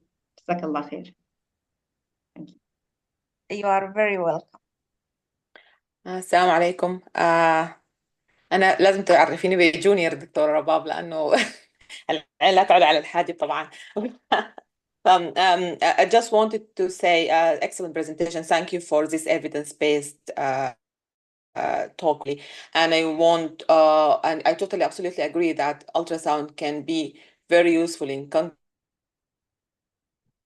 like ours. Mammogram machines, MRI is definitely very expensive and very hard to reach remote areas in a vast country like ours. So ultrasound can be a very, very useful tool, especially in high-risk women. Technologists, sonographers can be trained to do screening breast ultrasound, and it has got a great potential in countries like ours. So thank you very, very much for this talk. Thank you very much. Any other comments or questions to Dr. Huda? Okay. صباح الخير نادية معنا. Dr. I was in when Huda, thank you. All of the three presentations were wonderful until now. I'm quite impressed. I was interested in a point where she could Your voice is not very clear, Dr. Nadia. Can you please come near to the mic? Yes, where the comparison of ultra in low income countries, and it was better. It was better in detecting cancer than globally. So why was it just pushed aside? Why can't I accept it as that modality being used so people are more experienced in it? Because it is definitely how experienced you are in the modality, and then you perform better. So if it's the only modality, so the higher performance when the other modalities are not available, it means because I'm better experienced. So it is an actual better performance. Did you get my question? Yes. You have a question. This is a question or a comment? I get it as a comment. You are. I'm surprised. Correct. No, I'm surprised. Why was it just pushed aside? Because the reason Huda gave is that there are no other means of comparison. Your voice is not clear, Dr. Nadia. There is something wrong in your. Why is it not accepted as a good thing that that in low-income countries it is better? Performance is better in ultrasound. Your comment is correct. Definitely, we have the only modality, and we concentrate to use this modality. Our performance will definitely, and it will be excellent. Mammogram and MRI are not concentrating on ultrasound. They are only doing ultrasound. For us, we are doing all breast ultrasound. So our eyes get more familiar. Yeah, because it's experience dependent. A lot of fine details. It is experience. You are right, 100%. It is like that. So that is why. So why isn't it Huda? Maybe you answered this because you said it is because in those countries we are only not comparing to others because they are not available. So you said it needs more investigation. When I say that why the sensitivity and specificity is more in low and medium income, why it's here? I explain maybe because there is no other modality. This is the only modality maybe. And the other reason, this is maybe small.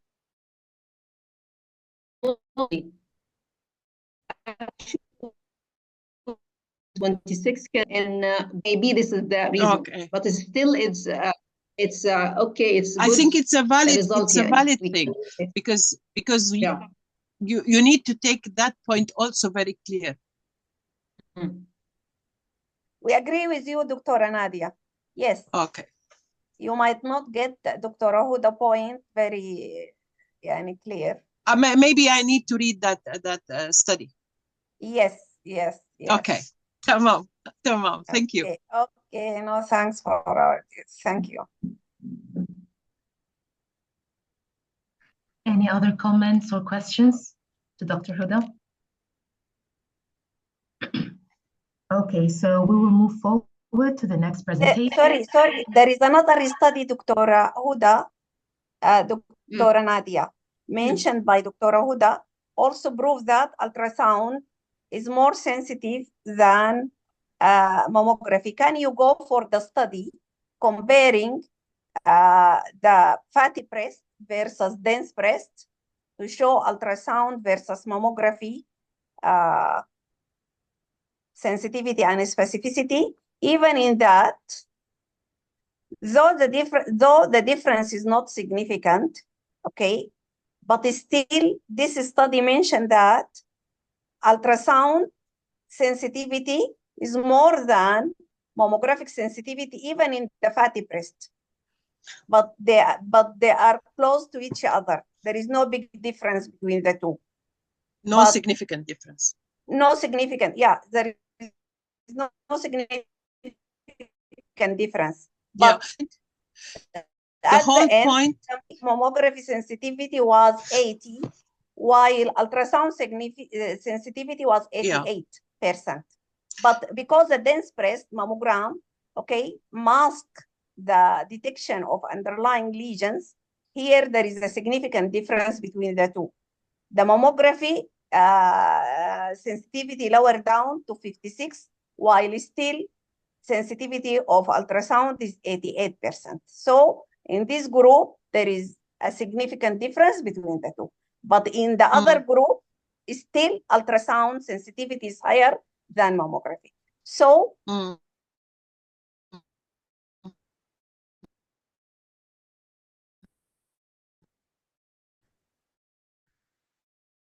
if we the whole thing depends on the skill and the experience of the yes, and especially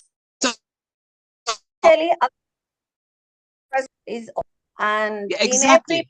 in every part of the body, and in the breast we need to improve our knowledge, okay, the anatomy and pathology and how to differentiate the two, as well as to improve the skills of the technique. Okay. Yeah, it's experience and operator dependent. And especially in screening, if you are going to use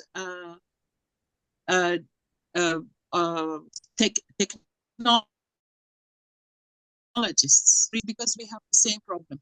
I'm definitely not against, and we cannot be against the use of technologists, but we should be your voice is not clear. Your voice not maybe network, maybe I'm at a network, maybe not. Yeah. Because here comes the point of working and the use of technologists, and we have the similar problem in the laboratory. So I can totally relate. So the dependency, it has to be on a well-trained and teamwork. You are right.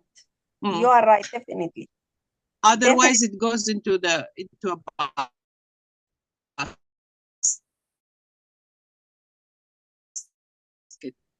we'll just check my problem. You're welcome. You're so welcome.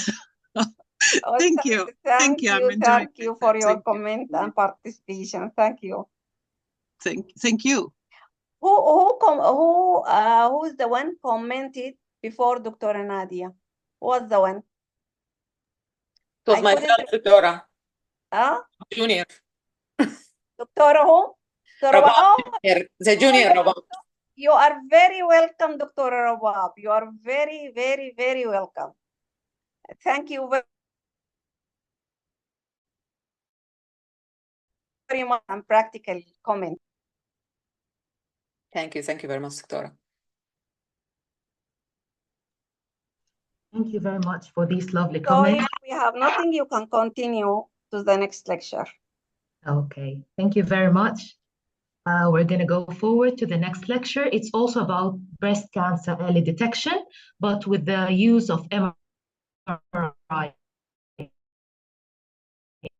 in screen. Welcome.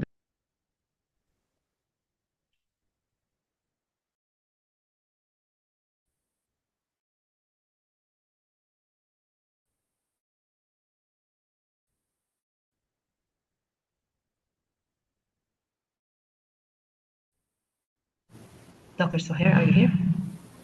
Yes, I want to share the screen. Yes. Can you please, Dr. Huda, unshare?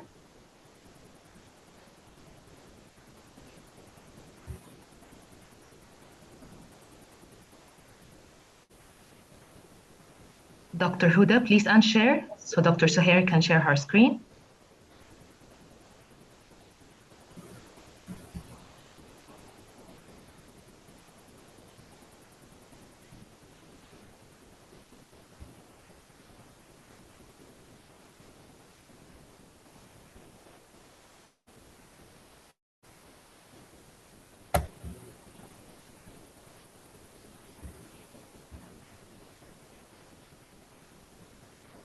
Dr. Huda, are you there?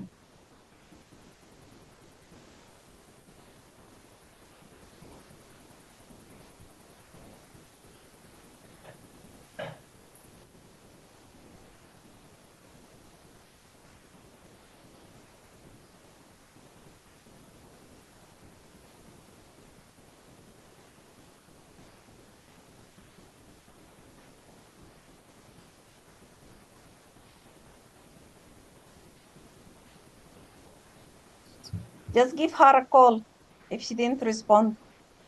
Yes, we're trying to reach her. Okay, thank you very much. You can share now, Dr. Sohair.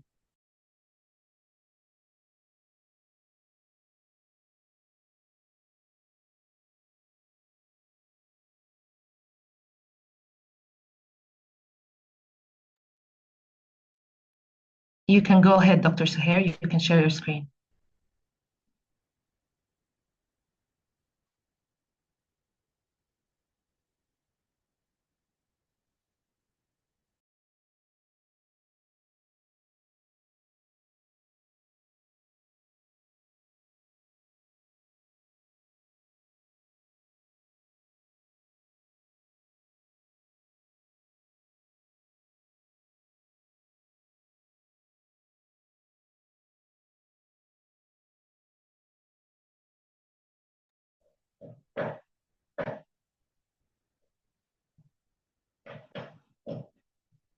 Dr. Sohair, we still cannot see your screen. Can you hear us?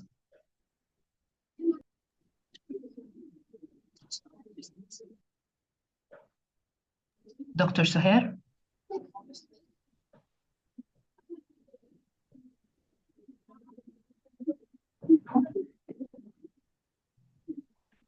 If Dr. Sohair is not ready, I can go first. I'm ready. Her?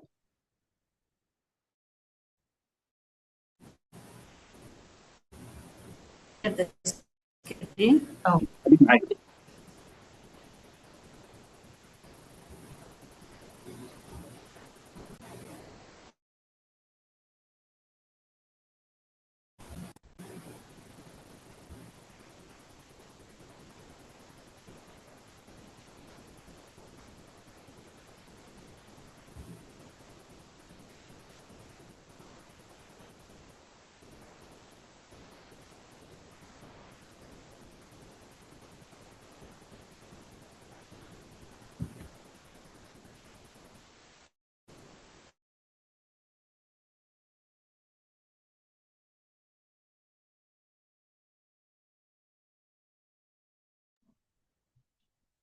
Okay, great. We can see your screen now. You can start.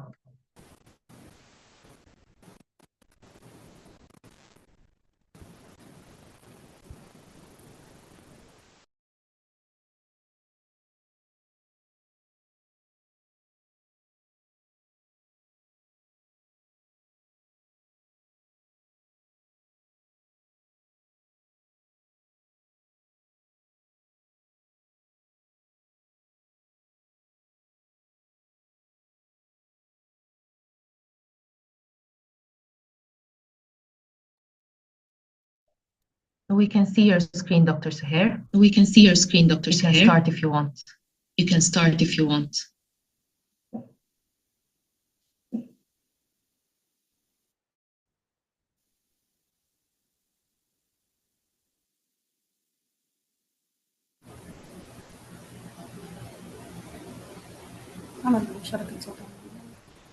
Yes, we can hear you as well. You can start if you're ready.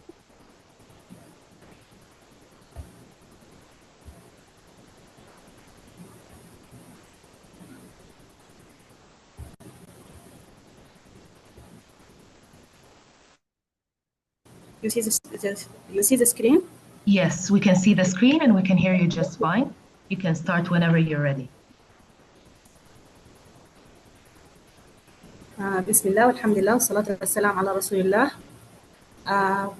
We are very pleasure to contribute this session on the symposium concerning breast cancer early detection and management, the role of MRI in screening of breast cancer. So we'll start. Screening refers to test and exam used to find a disease in a people who don't have any symptoms.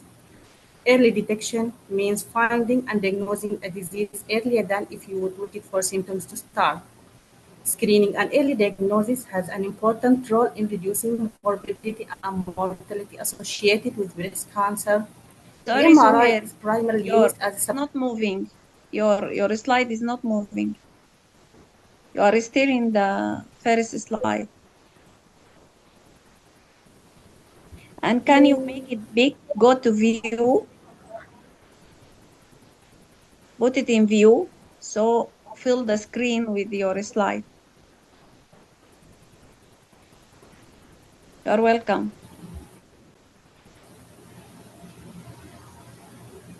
Is it appear now? Still the first slide. It's still first slide? Go to view. Go in to view the PowerPoint. Then it will come, you see, it will come as a big. This is beside the slides will not appear. It will fill the whole screen. When you go to the view, the area of what is written view, okay? Or lower down, you might find the book and adjacent icon. If you press that icon, it will come filling the whole screen. If not seen, no problem. You can continue like this. Accept it. Are you see the second slice? Yes. Okay. Screening refers to test and exam used to find a disease in a people who don't have any symptoms. Early detection means finding and diagnosing a disease earlier than if you would waited for symptoms to start. Screening and early diagnosis has an important role in reducing morbidity and mortality associated with breast cancer. MRI is primarily used as supplemental tool in breast screening with mammogram or ultrasound. Breast MRI is performed using a standard MRI machine, uses radio waves and strong magnet with a special attachment, a breast coil. The patient lies prone for the procedure and images are acquired before and after the rapid injection of contrast medium gadolinium. Interpretation involves analysis of the pattern of enhancement and the morphology of the lesion, as well as the kinetic features. Kinetic features refer to the pattern and rate of uptake and washout of contrast. the sensitivity of breast MRI exceeding 90%, but the specificity is still low to moderate, making 72%, making the discrimination between benign and malignant lesions challenging. Screening, when is breast MRI used? For screening of breast cancer in young high-risk women, magnetic resonance imaging indicated for screening women less than 50 years of age who carry BRCA1 or BRCA2 gene mutations or have a very strong family history of breast or ovarian cancer. This is include at the age of 30 years, assess extent of disease, include local staging. In women with a recent breast cancer diagnosis, evaluating chest wall and pectoralis muscle involvement. The role of MRI is still controversial. It can estimate tumor size and diagnose unsuspected multifocality, multicentricity with a high sensitivity. However, it may lead to more extensive surgery without definite evidence of benefit. Also used in post-lobectomy for residual disease, and it is also used for screening contralateral breast or for cancer in women with a recent breast cancer diagnosis. The role of MRI in this scenario is also uncertain. Other uses for MRI in suspected recurrence of breast cancer, assessing the integrity of breast prosthesis after augmentation for rupture. MRI is useful test for assessing integrity of implant, especially silicone implant. It's also not evaluated as a screening test for breast cancer in women with implant. It's just useful to assess the integrity of implant, but not evaluated screening test for cancer in the patient have implant. Assessment of breast in occult primary breast cancer is rarely, but breast cancer present with a malignant lymph node in the axilla with positive staining for estrogen receptor suggesting metastasis from a primary breast cancer, but without evidence of disease in the breast. This is scenario we face it multiple times when conventional assessment with clinical examination, mammography, and ultrasound does not reveal a primary. The MRI will add information. Monitoring response to new adjuvant chemotherapy in women with breast cancer. This is newly used instead of mammogram. A more recent use of MRI monitoring response to chemotherapy in women with locally advanced breast cancer who are being treated with chemotherapy before or instead of surgery. But MRI is still being evaluated in this clinical scenario. When we use the MRI if the patient have lifetime risk of breast cancer for about 20 to 25% or greater, as my colleague Dr. Sarah said, including women with a strong family history of breast or ovarian cancer. As I know also, if the patient have BRCA1 or BRCA2 gene mutation, but we have genetic testing, or when the patient have first degree relative, including parent, brother, like if he has a breast cancer diagnosed with breast cancer, sister or daughter with BRCA1 or 2 gene mutation who have not genetic testing themselves, had radiation therapy to the chest wall, to the chest before they were 30 years old. If the patient also have life-Renai syndrome, Cowden syndrome, Panyan-Ruvalcaba syndrome, or the first degree relative with one of these syndrome. Having extremely or heterogeneously dense breast, including SER, C, and D in mammogram, having personal history of breast cancer, including ductal carcinoma in situ, lobular carcinoma in situ, and atypical ductal hyperplasia. So we have a classification for the category of the patient of high risk, including the National Breast and Ovarian Cancer Center, NOP. This has developed guidelines for assessing risk of breast and ovarian cancer based on family history. So we have to say whether this patient has family history or not. So by this guideline, the guidelines in NORCO category 3 are proven to carry BRCA1 or BRCA2 gene mutation. So we have to category the patient by national breast and ovarian cancer guidelines, because definitely this patient lie in category 3 have carrying BRCA1 or BRCA2 gene mutation, or have a strong family history. To say this patient have a strong or very strong family history. This woman make less than 1%. So this is very, very tiny percent of the general population and at highest risk. The lifetime risk of breast cancer for this group is 1 in 4 to 1 in 2. These women also have potentially high risk of ovarian cancer, not breast cancer, but breast and ovarian cancer with 1 in 30 to 1 in 3 lifetime risk. Women in NOC category 3, this is a potentially high-risk patient, should be assessed by genetic team at familiar cancer clinic. If it is considered appropriate, there is a living relative affected by the cancer. So informed and consent is obtained, and the family may offer testing for BRCA1 or BRCA2 gene mutation, because definitely there is one relative has this mutation. It is important that this testing done by specialized clinic. So by genetic team, they help to obtain pathology report and clarify it to the family and offer tailored advice for individual risk and appropriate screening and risk reduction strategy. Because some cases of women in this group may be offered for MRI screening after categorized as category 3.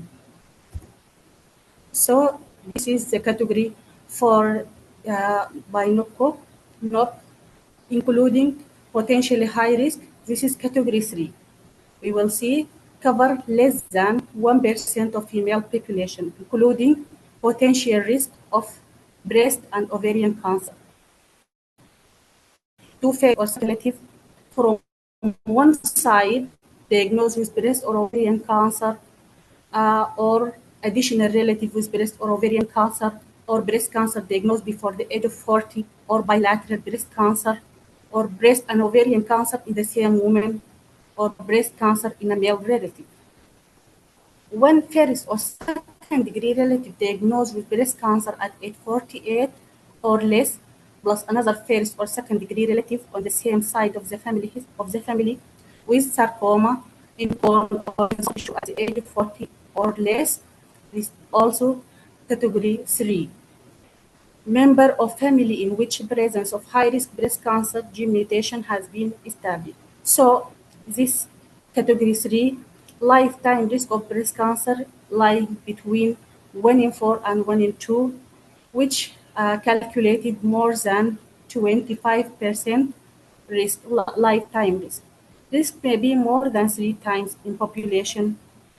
So category 1 and category 2, including all these first degree relative, but without any information decided in category 3. MRI for screening has not very popular in women with average risk due to concern about low specificity leading to additional biopsies, time and cost of technology. Average risk for breast cancer include women if she doesn't have personal history of breast cancer, strong family history of breast cancer, genetic mutation known to increase risk of breast cancer, has not had chest radiation therapy before the age of 30. So average risk women, they will not benefit from the MRI. So we have a brief breast magnetic resonance imaging and ductal carcinoma in situ. DCIS or mammogram is usually identified by presence of microcalcification. The tumor within the terminal ductal units and the ducts outgrow its blood supply undergo necrosis and calcify. MRI doesn't pick up this calcification. However, the non-mass enhancement that is seen in DCIS is probably because the gadolinium permeating into the duct through the leaky basement due to protease activity produced by the tumor cell. Thus, MRI detect the more clinically relevant high-grade lesion. The low-grade DCIS readily pick up by mammogram, which missed on MRI. On the other hand, 10 to 15% of DCIS present as non-calcifying DCIS missed by mammogram but detected just on MRI. Non-mass enhancement in a ductal or segmental distribution with clumped or stippled morphological appearance is a typical presentation of DCIS in MRI. In high percentage, from 70 to 80% of cases, the remaining 20 to 30%, including various enhancement patterns such as focus or a mass in a focal or regional distribution. The kinetics are variable and contribute less to the diagnosis of DCIS, so merely the diagnosis depends on the enhancement and newly on the diffusion and ADC images, but the kinetic less contributing in diagnosis. We have role of MRI in preoperative evaluation. This use of breast MRI in preoperative setting for women with a recent breast cancer diagnosis, but the role is controversial also. Preoperative MRI is detect multifocal and multicentric lesion not detected by a mammogram or ultrasound, and evaluate contralateral breast, especially in a lobular cancer and dense breast. Preoperative MRI is associated with increase of receiving ipsilateral mastectomy and contralateral prophylactic mastectomy as surgical treatment in newly diagnosed breast cancer. MRI also defines the size and extent of tumor better for planning a surgery, while this is expected to reduce the re-excision rate along with decrease in the local recurrence rate and overall survival rates. So MRI has a role in preoperative evaluation. The adequacy of the margin has been discussed extensively with wide variation in practice depending on cases. But the SSOS astroconsequences guideline 214 make clear recommendation on adequacy of margin. This for surgeon which for an invasive cancer with no end tumor and 2 mm for ductal carcinoma in situ, because the re-excision rate have decreased since this guideline. And the role of routine preoperative MRI to reduce re-excision rate has probably redundant and decreased. The role of MRI to reduce re-excision is decreased. Preoperative MRI probably not warranted routinely in patients who can adequately analyze by mammogram and ultrasound examination. It certainly may be valuable in women with dense breast and in patients with lobular cancer. The role of MRI in assessment of neoadjuvant chemotherapy recently used. Neoadjuvant chemotherapy has been used successfully to downstage tumor and bring them within the scope of surgery. Neoadjuvant chemotherapy is now increasingly used to conserve the breast in a large operable lesion. Breast MRI provides the best imaging correlation with pathology. Many studies shown that MRI superior to clinical assessment, mammogram and ultrasound for assessment in neoadjuvant therapy. Breast MRI is useful to monitoring response to neoadjuvant chemotherapy, identify non-responder early, and to delineate the residual tumor after neoadjuvant chemotherapy, determining appropriate extent of surgical excision. In most centers, clip is placed after core biopsy in the center of tumor with additional clip to mark the extent of the lesion. Prior to neoadjuvant chemotherapy, pre-treatment MRI performed and compared with MRI done after 1 or 2 cycles of neoadjuvant chemotherapy. Non-responder for neoadjuvant chemotherapy are identified early on MRI using combination of size and kinetic changes with interpretation facilitated by CAD system, offering volumetric analysis and parametric color mapping. Contrast enhancement on MRI correlate with viable tumor. However, the estimation of tumor size by measuring the extent of enhancement may not be accurate with possible underestimation and overestimation. Tumor necrosis may lead to preoperative changes, result in granulation tissue enhanced with contrast leading to overestimation. Another chemotherapeutic agent, like taxanes, may have anti-angiogenic action without corresponding tumor necrosis. This resulting in lack of enhancement and thereby overestimating the response to neoadjuvant chemotherapy. Scattered focal areas of enhancement, called the Swiss cheese-like appearance, may have scattered residual tumor nest across the original extent of the tumor, necessitating a mastectomy. So, the role of MRI in assessment in response of neoadjuvant chemotherapy, it contribute but depend on selected cases.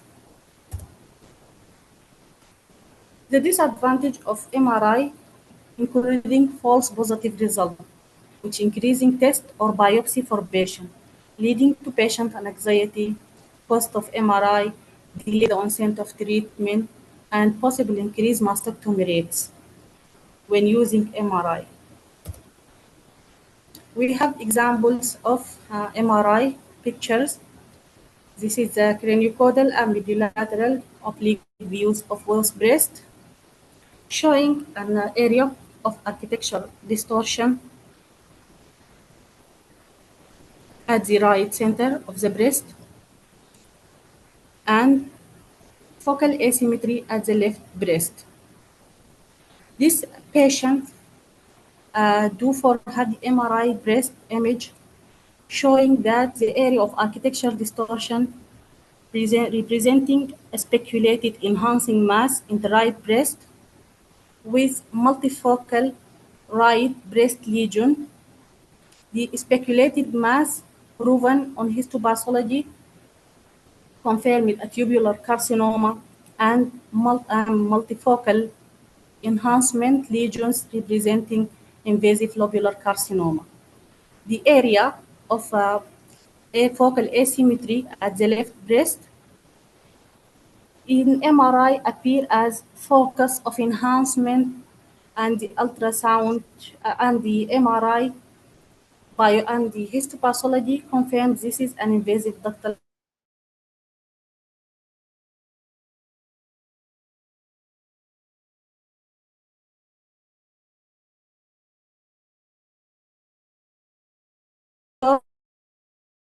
The MRI increase this patient treated with bilateral mastectomy. The MRI increase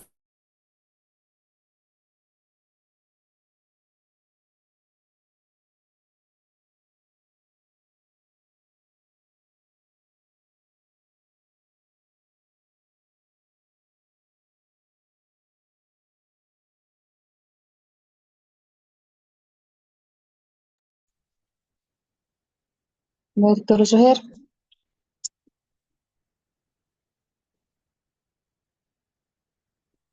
في أي مشكلة يا دكتورة سهير؟ الصوت.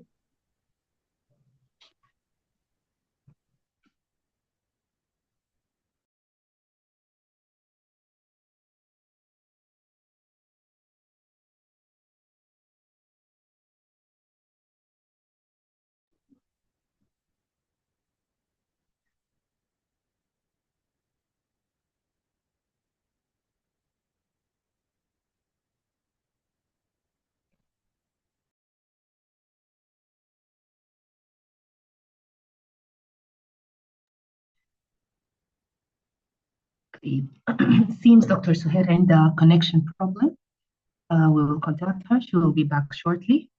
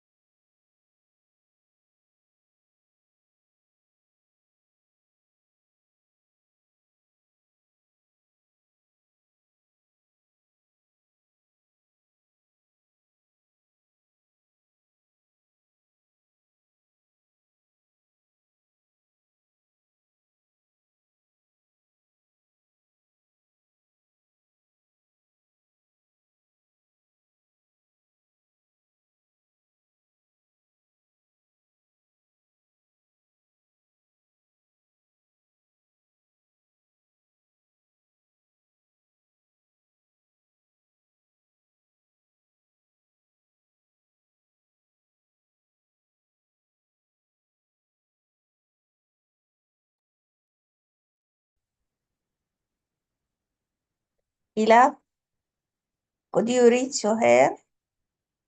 No, not yet. Dr. Wishah is contacting her as well. Okay.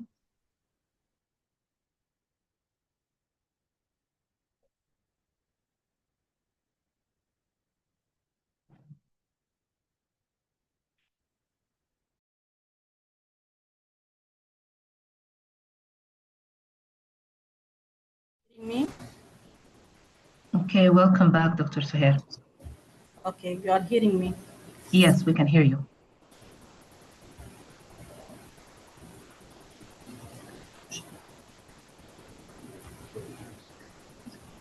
Okay, you can go ahead and resume.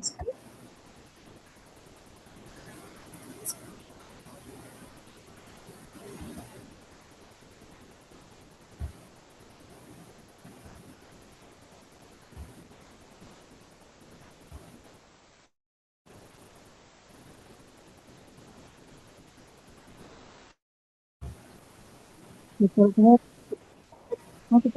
see the screen? Yes, we can see You your hearing screen. me? No, we You can see hear the you. screen? Yes. Okay, we will continue. The images of MRI. This is 46-year-old woman, has a strong family history of breast cancer. Will do for her mammogram and negative result was obtained. So with a strong family history, she will go for MRI breast. This is selected T2 surgical image and showing heterogeneously dense breast representing ACR-C in mammogram and T1 facet post-contrast sagittal showing clump enhancement in a linear distribution. So this is the left at 6 o'clock with representing ductal carcinoma in situ in histopathology. This is breast. This patient is a 36-year-old female, has personal history of breast cancer 3 years ago. Patient treated with lumpectomy. Your screen did not move. It's not shared. It's not shared. It is shared. Now it moved. You see the screen? Yes. Okay. This is 36-year-old female with personal history of breast cancer 3 years before. The patient treated was treated with lumpectomy with negative margin. So routine MRI show previous and a prior and current craniocaudal view. This is prior and this is the current craniocaudal view and prior mediolateral oblique and current mediolateral oblique. If you see no changes detected in prior and current images of mammogram. So the patient undergo an MRI breast showing that clump enhancement in a linear distribution which proven to be high-grade ductal carcinoma in situ. So this history of lumpectomy and previous surgery increase MRI indication. We see this is left breast tomosynthesis, mediolateral and craniocaudal view of a heterogeneously dense breast SARC. If you concentrate to see the abnormality, if you can try to find, yes, It's not joint, then it's size. it is not changed. Yes. You see it? This is You the see the previous one. image? This is the previous one. Yes, yes. Yes. Okay. You see Now, the image? yes. So this is a mediolateral oblique and craniocaudal views of slices of tomosynthesis in heterogeneously dense breast SARC. If you concentrate to find an abnormality here, you cannot see any abnormality. Just try to concentrate to see the area of architectural distortion in peripectoral region. This is an area of architectural distortion seen also on craniocaudal view. This patient is 64-year-old at average risk, but this heterogeneously dense mammogram need for characterization by MRI. So MRI, the best focus of enhancement in left breast corresponding to this area of architectural distortion. This patient have proven ductal carcinoma on histopathology. Patient 52-year-old asymptomatic at average risk. We do for her craniocaudal and mediolateral oblique views of both breasts. If you trace the images, you can just tell that this is an area of focal asymmetry, but this is somebody report as a negative mammogram. The patient asymptomatic and average risk, but she will go for MRI, and MRI depict 2 lesions of enhancement, so proven to be ductal carcinoma inside. So preoperative mammogram, position for guide wire placed under MRI guidance into mammogram occult non-palpable lesion to help the surgeon remove the cancer. So if you compare this image, you can just imagine this is an area of focal asymmetry, but on MRI, confirmed presence of 2 focal lesions, 2 focal enhancing lesions, and the guide wire is done under MRI guidance. This is for planning preoperative, is for planning for the surgeon to remove the cancer. Conclusion, the MRI is superior to X-ray mammogram in high-risk breast cancer screening.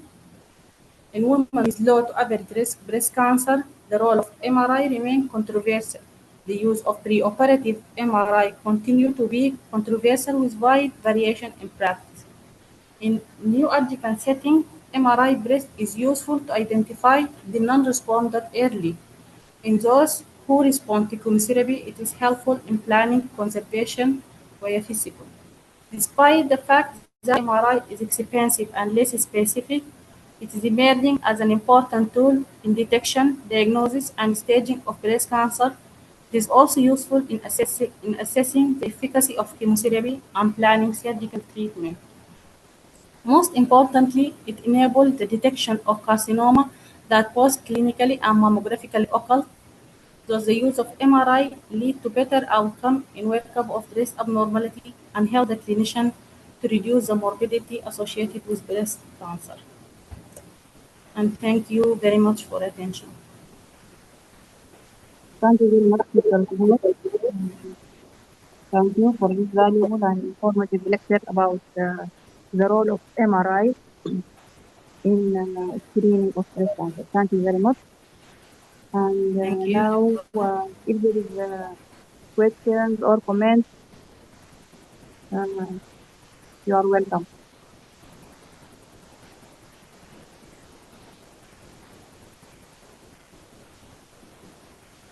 And by the way, May I Suhair is also comment? one of the May, junior radiologists, and she's doing very well, and she's a competent radiologist. We thank her very much for her participation in the symposium.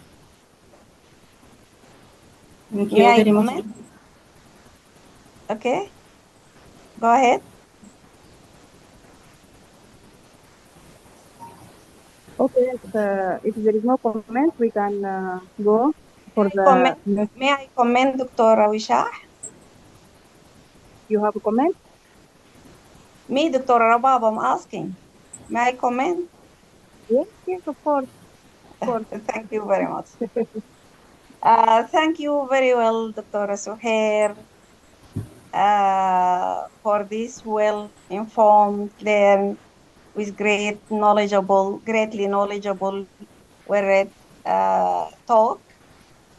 And Dr. Suhair, and she's a competent junior radiologist. But one comment regarding the update in the MRI lexicons regarding the focus. The focus has been removed from the as descriptors in the latest update of the lexicons. According to them, a lot of MRI excellent machines that can allow further descriptions of the focus because they describe it, the tiny enhancement as a focus, because they could not have a good resolution to further characterize it. But when they gain these good machines and they could characterize it well, they omit it from the lexicons. But for us, we don't know how we can describe it, because our machines are still of a little bit lower quality. But if you want to follow the lexicons, no more descriptors of a focus. Okay, thank you, Dr. Rabab. So instead of focus, we have to comment on tiny enhancement. Yes, we can say a focal tiny enhancement, just to play with the descriptors. It's okay. Okay. Thank you But very much, Dr. Rabab, for your comment. okay, thank you. Dr. Wishah, I think the time is limited between from now to the break, and it's not enough for Dr. Rabab to enjoy her discussions. I have suggestions that if we can leave her presentation after the break to take her times and to enjoy the discussion with her, if you have no problem. unfortunately دكتورة بس أنا شغالة فإذا خليتوه بعد اللانش No problem, no problem. If you have, Okay, okay. then no problem. أنا كنت We can continue Okay. and delay the break. اوكي انا كنت حازلها في البدايه بعدين نقرر لكن خلاص هي ردت يعني طيب لا ما خلاص. Go ahead. حيكون طبعا. Delay, give her the enough time and then delay your break. Okay, no problem. No problem.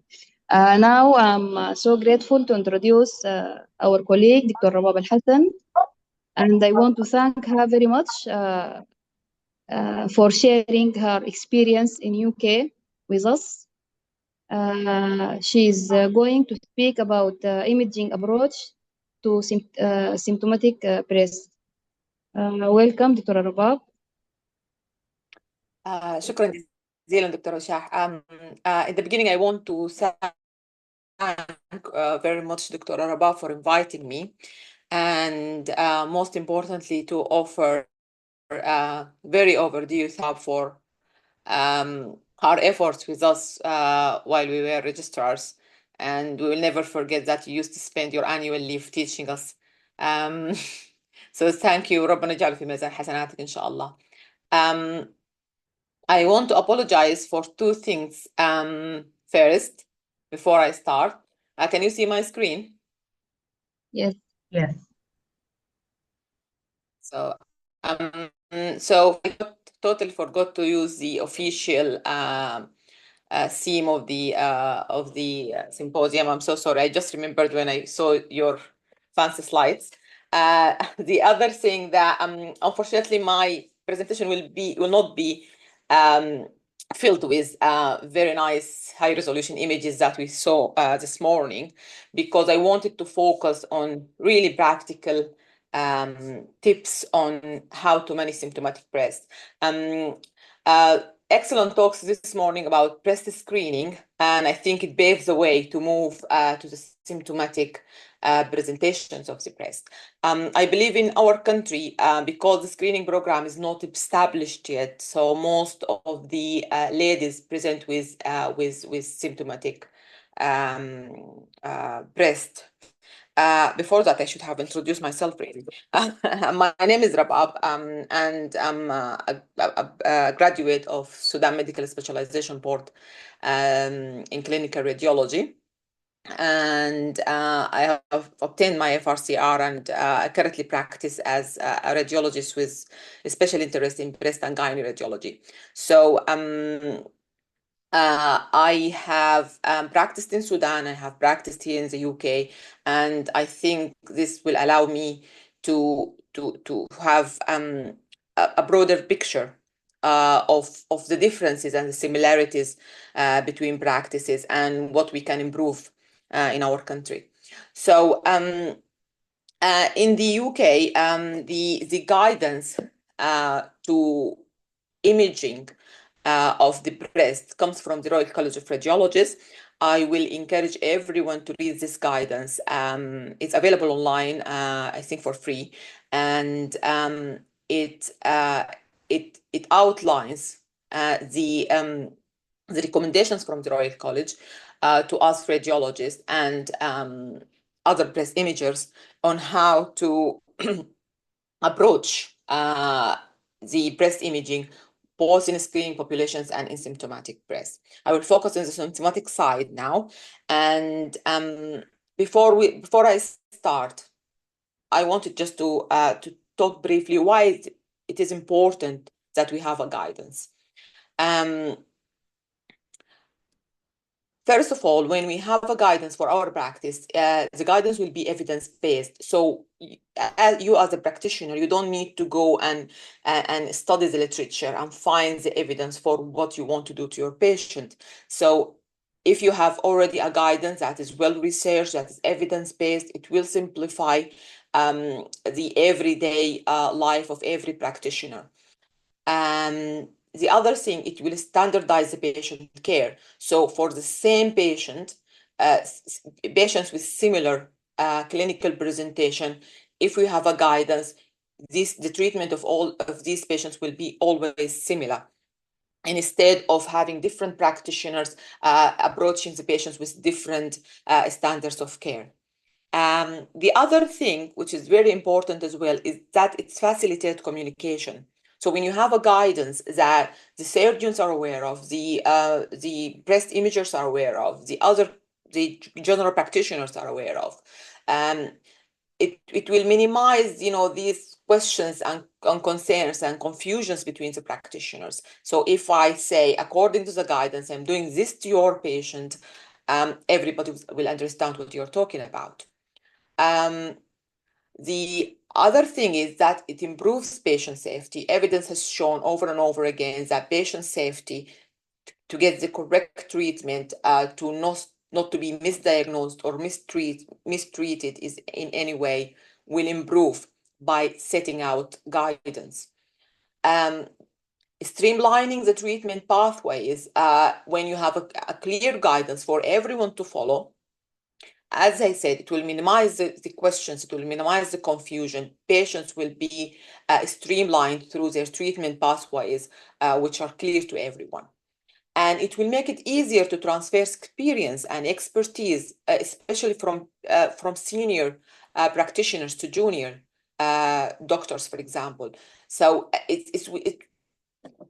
you know, all of us were wondering, oh, how this surgeon, for example, is how does he understand this? How this comes to their mind very quickly. But when you have a guidance and the senior professional will just refer you to the guidance, they don't need even to explain why they are doing this to this patient, but not this patient.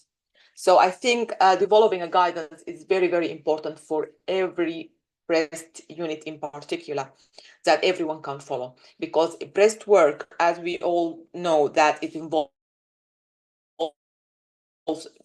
different providers in one setting, and developing a guidance for them will facilitate everyday work to a great extent.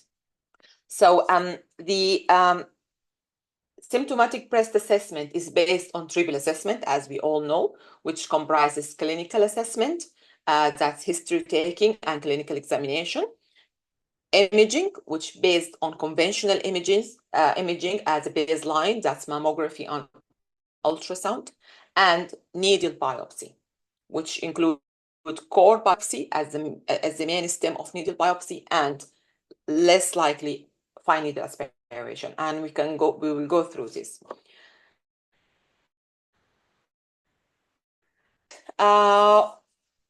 It is a standard of care in symptomatic breast, and it will allow timely diagnosis and early as possible detection of breast cancer in asymptomatic women. It is shown by evidence that it's more accurate than any of the modalities alone. So triple assessment is more accurate than clinical assessment only and than imaging only. Patients care because patients can have very unique symptoms of their own. I remember that a couple of weeks ago we had a patient who came complaining of funny sensation in her breast. That was her complaint, and she ended up having a cancer. And it will also reduce unnecessary interventions if we are convinced that this is a benign condition.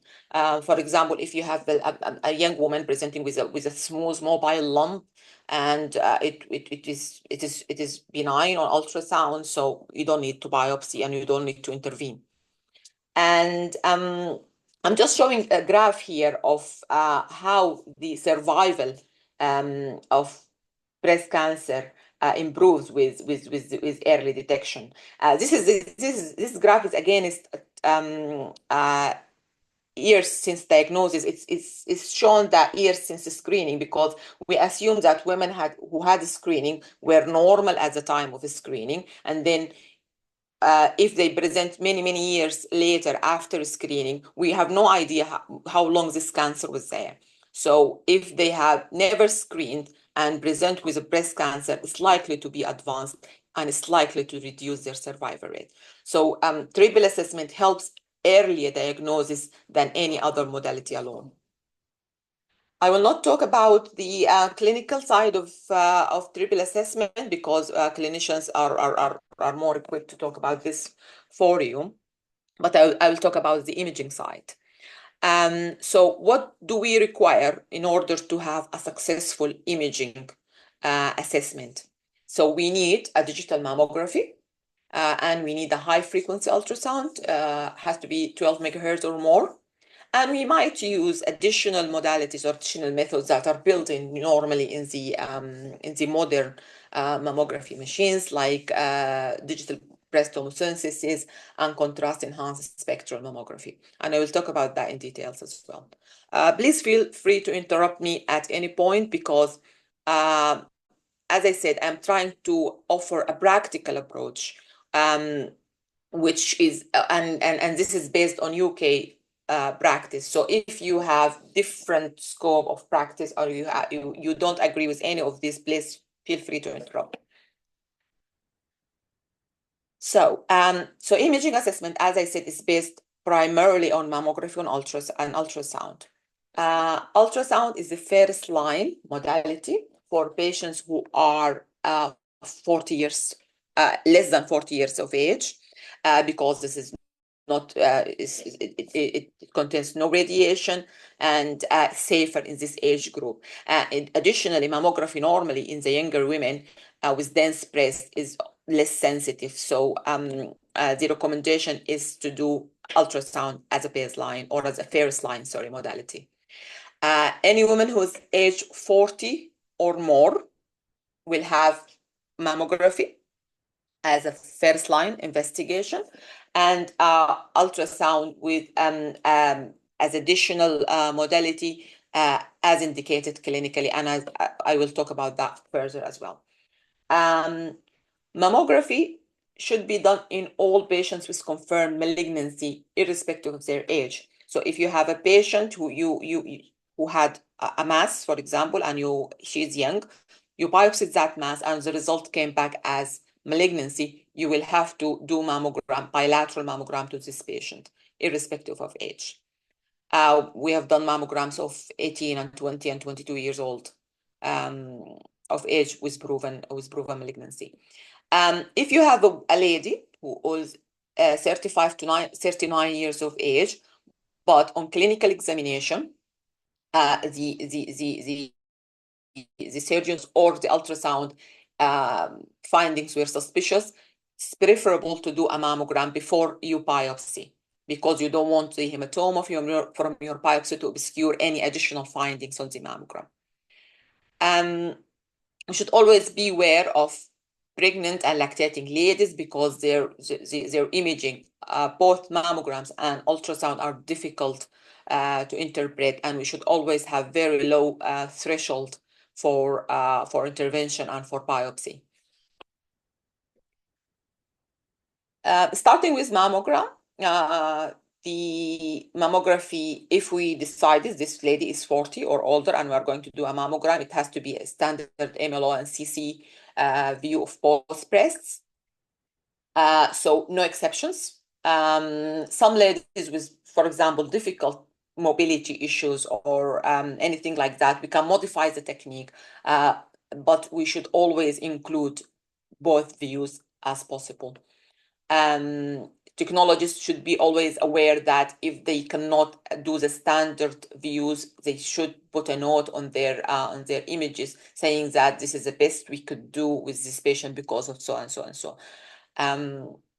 Because the MLO and CC views are shown to be still now to be the best combination of views to show as much as possible of breast tissue. We can always add additional views if we have suspicious abnormalities. We can add compression views, magnification views for suspicious calcifications, and we can add tomosynthesis for denser breasts or to size our lesions better.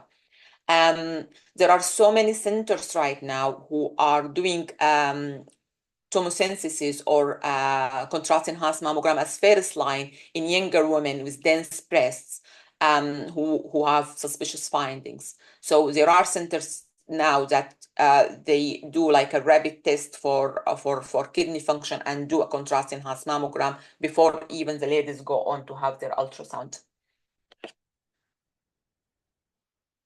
I want to talk about the UK classification of breast imaging. You have watched it talk about BIRATS, the ACR, British Society of Breast Radiology modified slightly that classification. Opportunity here to talk about guidelines and international guidelines are well researched, evidence-based, put down by experts, but you cannot always implement all these guidelines everywhere and absolutely everywhere. You will have to modify and you will have to have your own guidance based on your own circumstances.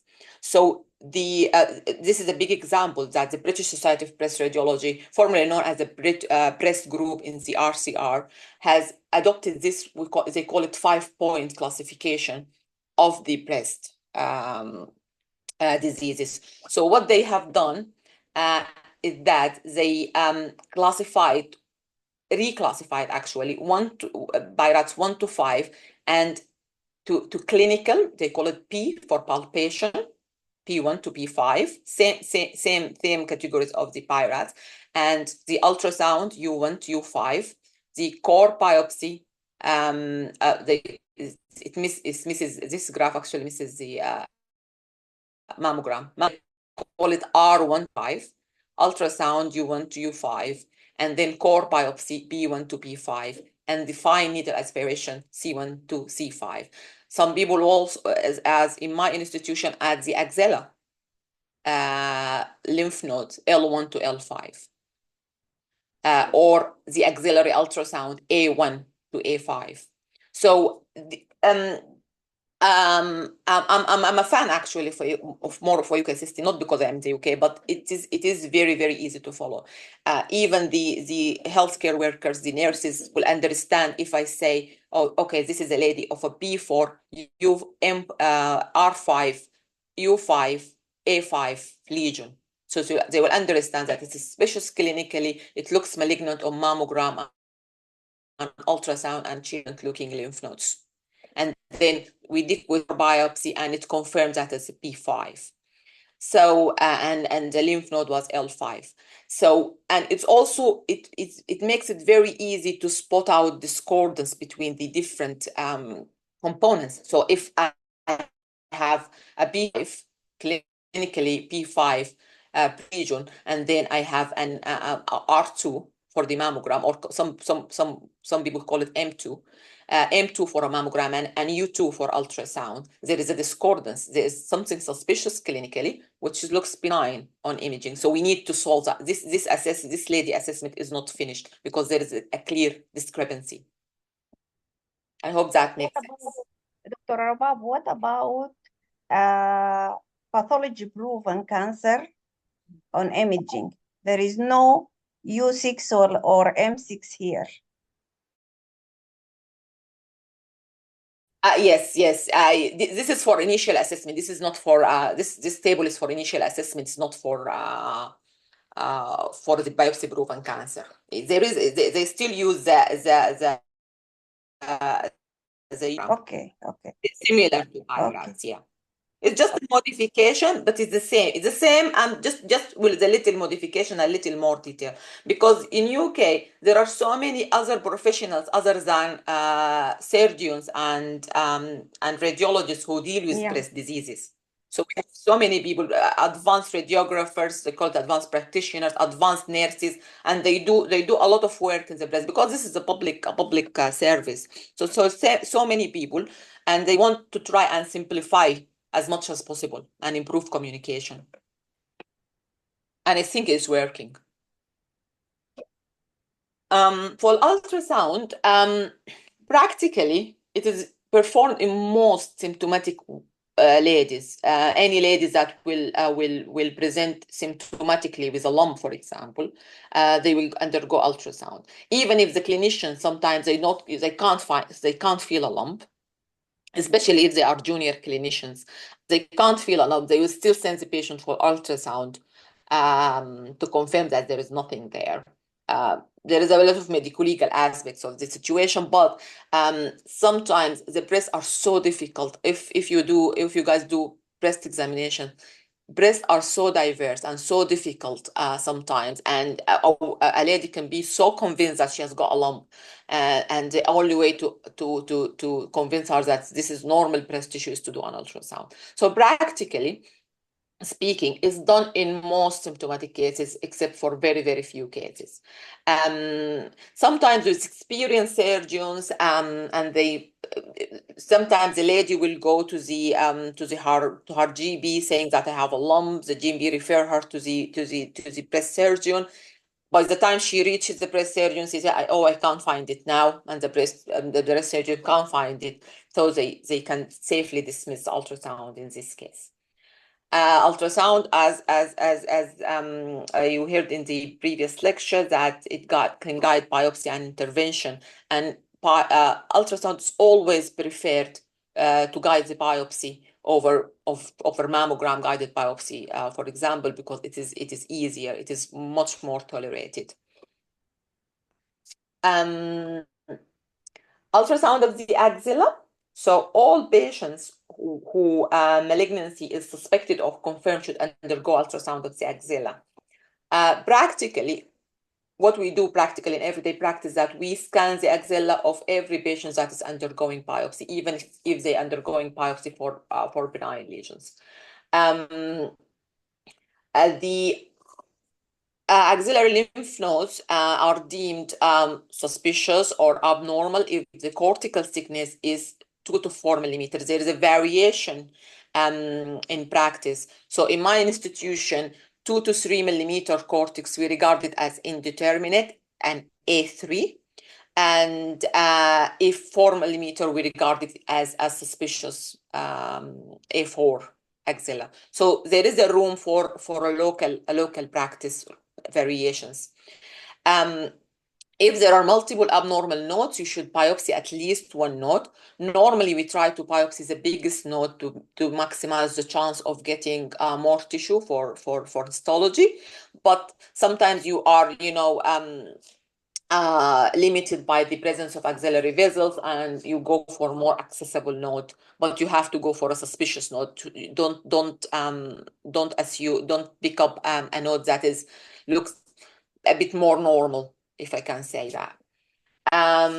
In your report of the axilla, you should document the number of nodes because there is a guidance for the surgeons on axillary surgery, for example, according to the number of nodes. For example, if the lady has got 4 abnormal nodes on her axilla, they will undergo staging CT scan per UK guidelines.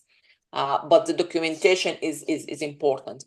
If the lady will go for axillary clearance afterwards, we need also some concordance between that. So sometimes if you have one abnormal axillary node, we assume that this is a low burden disease and they might go for very limited axillary surgery, as has been advocated recently. The third component of the triple assessment is a needle biopsy, and we shouldn't go for a needle biopsy before all clinical and imaging workup has been completed. So don't get too excited. I mean, the biopsy should follow clinical and imaging workup.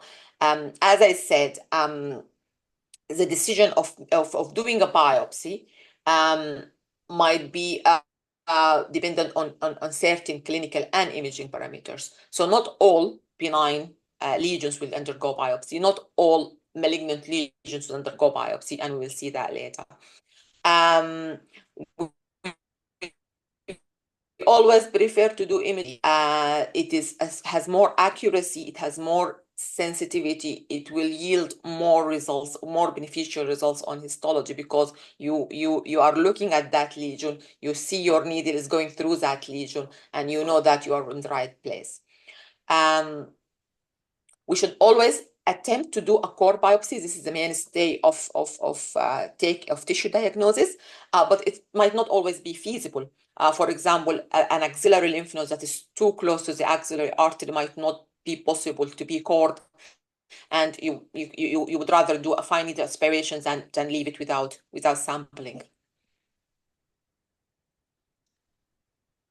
Sometimes clinician will do a clinical biopsy, a freehand biopsy, and that shouldn't be attempted if there is an imaging abnormality, because if there is an imaging abnormality that matches the clinical abnormality, we should always attempt an imaging guided biopsy.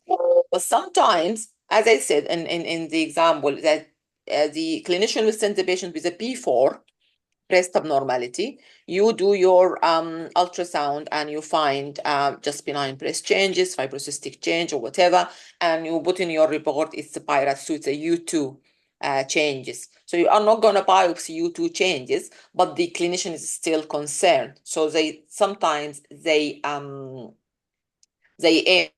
for a hand core biopsy.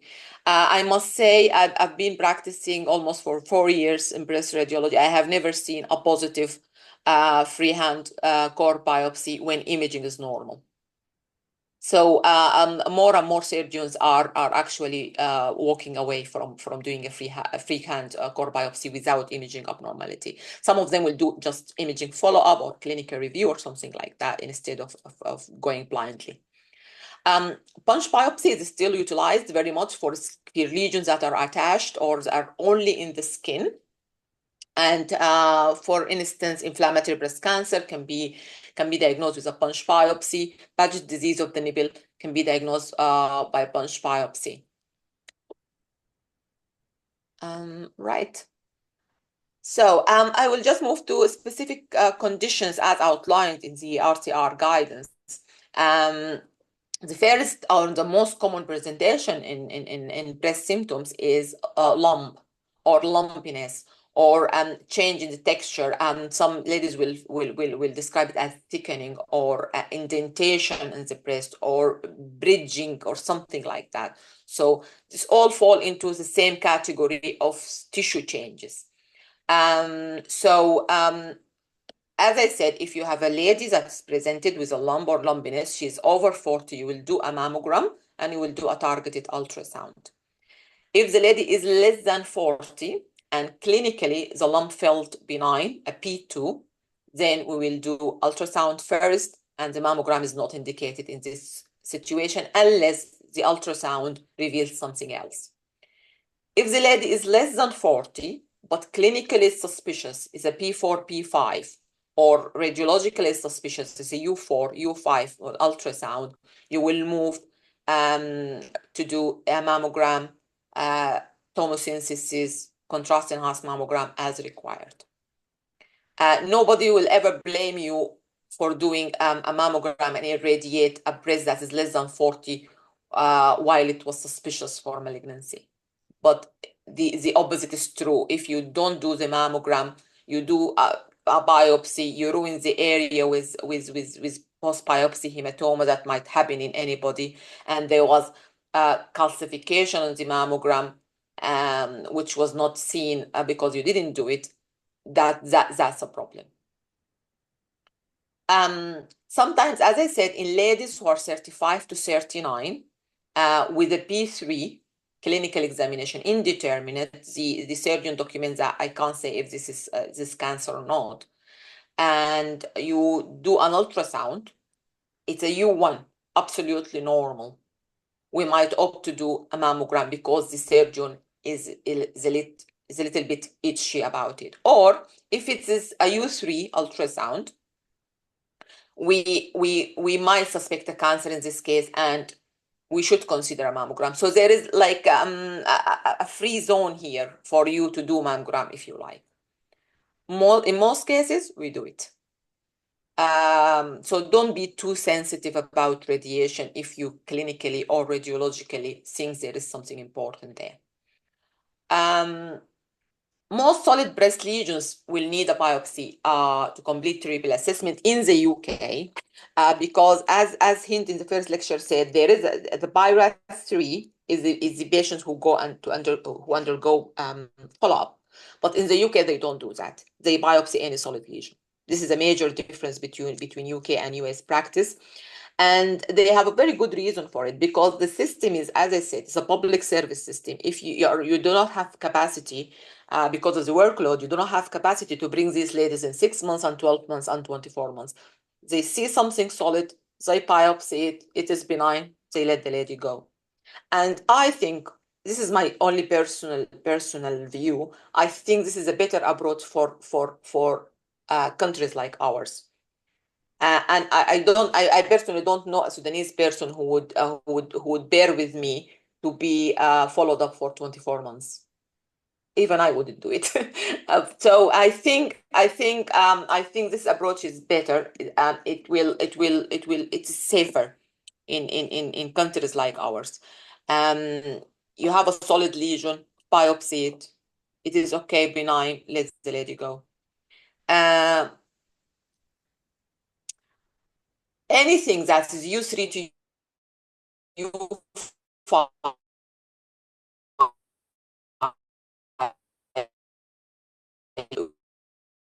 will need is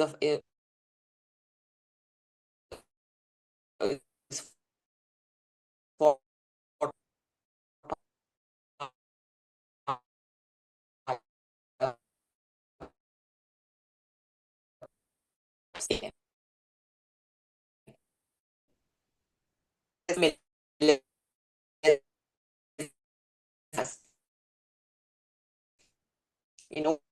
that have done extensive auditing of women aged 25 to 30, their minimal age of biopsy to 30. And here again, I stress on the point that you must develop your own guidance, the thing that fits your own practice. So some institutions audited, they found that the vast majority of women 25 or less with typical imaging of fibroadenoma, and this is important point, that I'm talking about a mass that is typical of fibroadenoma on ultrasound.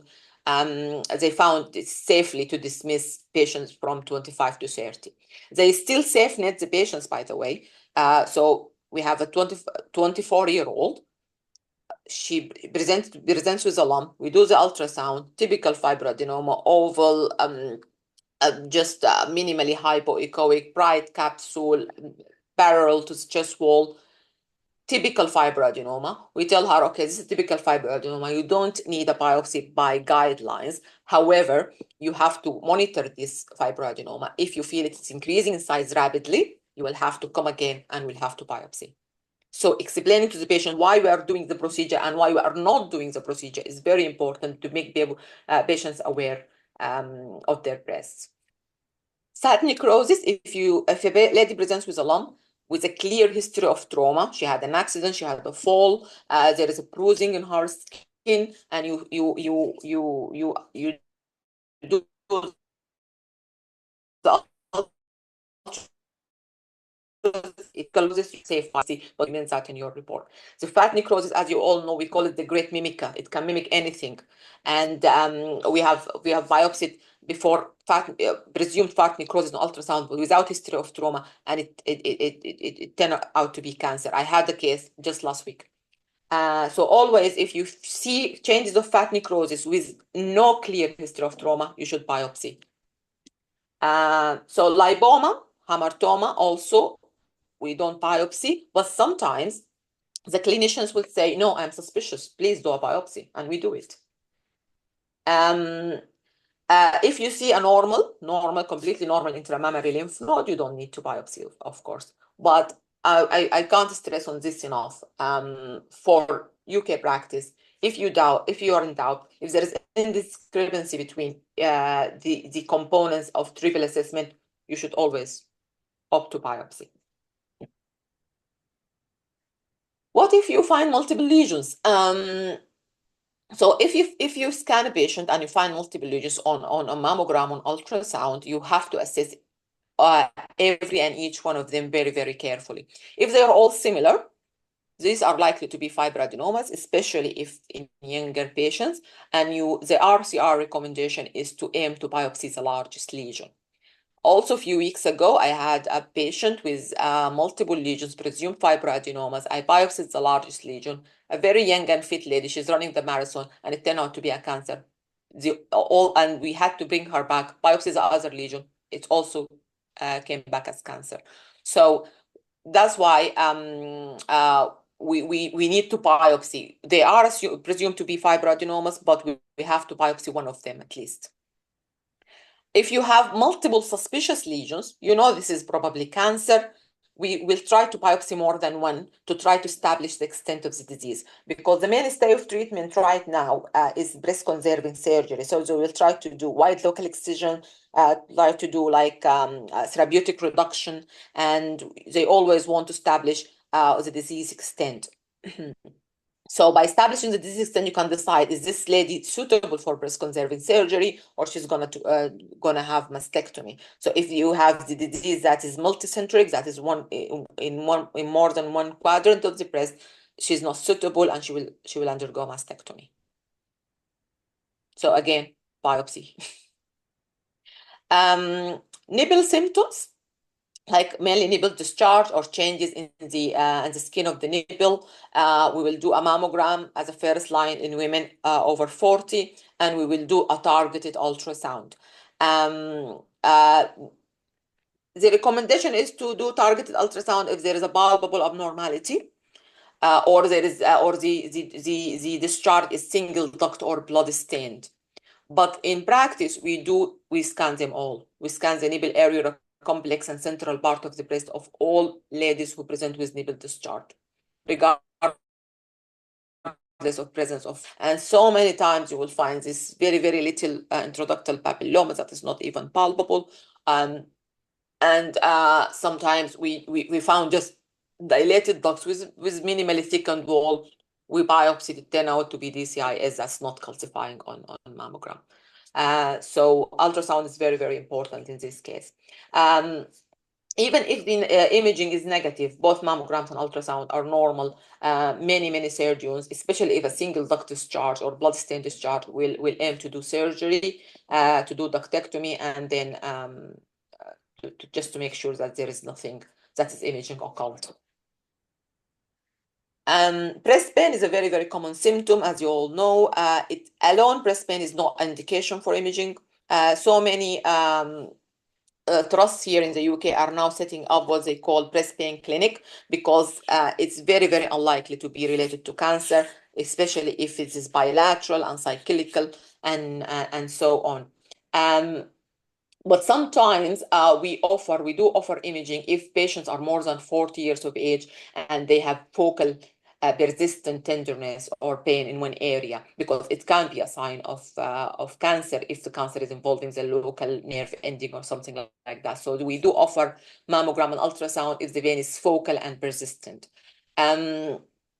If there is any, they do undergo a clinical assessment if they have pain, and if there is any additional signs, contour change, skin change, anything palpable, the imaging will be according to the additional focal signs, but not because of the breast pain itself. If ladies over 40 are presented with pain, we tend to do opportunistic screening mammograms if the patient hasn't had a mammogram for a year or more. And I think this is also a very good chance in countries like ours, because we know that understanding of breast screening is still very, very low. So if patients present with breast pain, it's a good chance to offer them a screening mammogram as a baseline.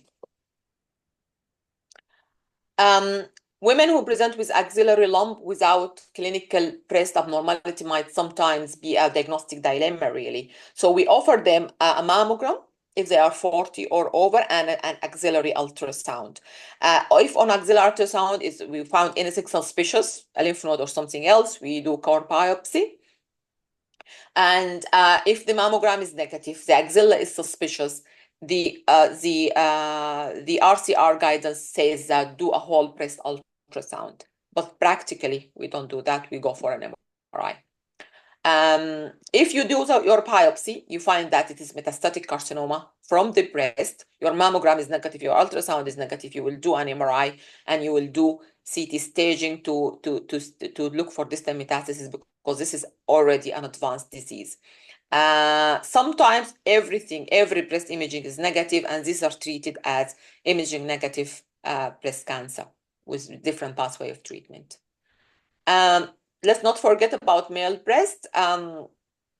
Males can have breast cancer, as you know, and if they have unexplained or suspicious unilateral breast enlargement, normally they are offered some sort of imaging. We normally go for ultrasound first, unless this is clinically suspicious, and mammogram is not done normally unless the patient is more than 50 years of age. So if it is suspicious, a P4, P5, clinically, we offer them a mammogram and ultrasound. If they are less than 50, we offer them an ultrasound. And if they are more than 50, but benign or indeterminate changing, there is a room. You can do a mammogram. You may not do it and go for ultrasound only. The guidance also contains a section about breast implants, but I thought it's not very relevant to our practice currently, maybe in the future, or maybe for people who are practicing abroad. Just quick take-home points. I think every institution or every local practice need to make their own guidance. You will base it on the international guidance, on the national guidance that is evidence-based, but you will have to modify that according to your local requirements and local skill set, local team composition. You will have to make it as simple, as easy to follow, and as reproducible as possible to be applicable on most patients. There will always be this odd case or that odd case that will need multidisciplinary discussion to form some sort of individualized treatment pathway, but the guidance in most cases will apply to most our patients. So make your local guidance, follow it as much as possible, and one of the more important things about forming a guidance is to audit it, because audit will lead to improvement, and see where you should improve your guidance, implement those improvements, and re-audit again to see how that worked for your local practice. Thank you very much for all.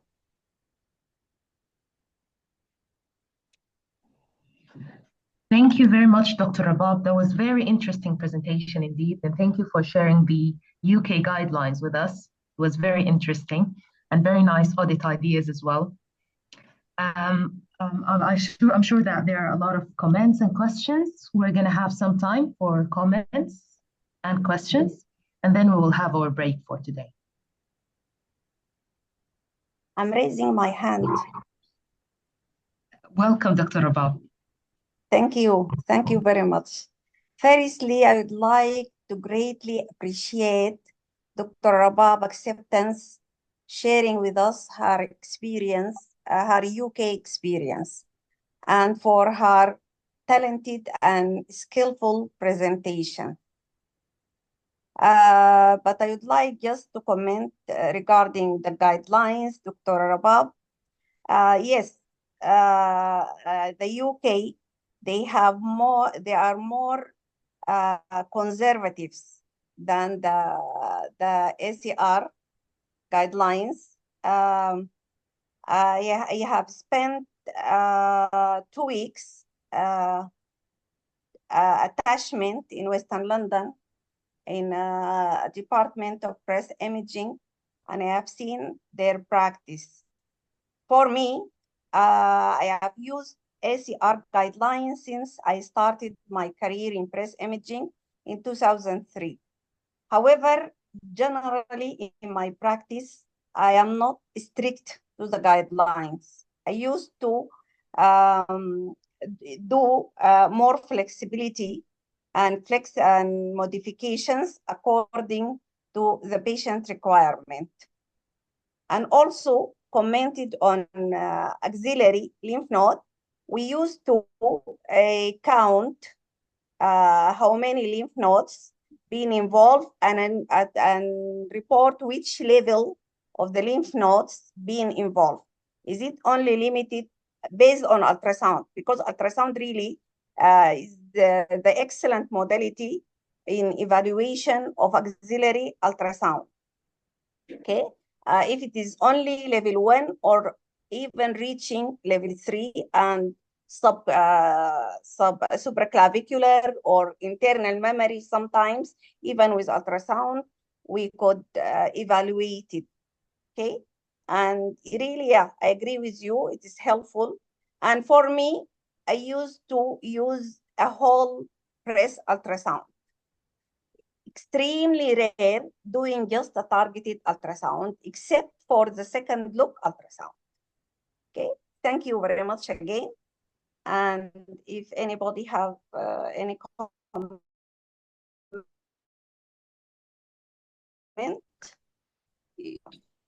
Dr. Aida.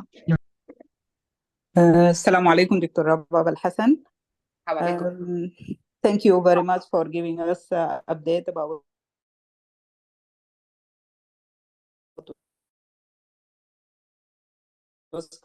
and you have mentioned a very important point that we have to have a triple assessment. So we can diagnose cancer by mammography, but we have to confirm it by other modalities of treatment. I would like only to comment that we have our own guidelines, which is the Jazeera guidelines, which has been established 2006 and updated 2010. And we were trying the both versions. they don't have radiology included. But Dr. Wishah Al-Amin and Dr. Reem Mohammed, they have a very good draft for the radiological guidelines for the management of breast cancer in Sudan, but it doesn't see the light till now. The important thing in the UK guidelines that they biopsy every solid lump. I think this is very important because in our experience, we need to differentiate between phylloid tumor and a simple fibroadenoma. Thank you so very much for your participation. Thank you very much. في سؤال هنا شايفة. Welcome. Any questions? في سؤال في الشات. Sorry. Sorry. The male breast. أيوة. طيب. She's asking the male breast in case it's diagnosed as accessory breast. Is it normal to happen with the male?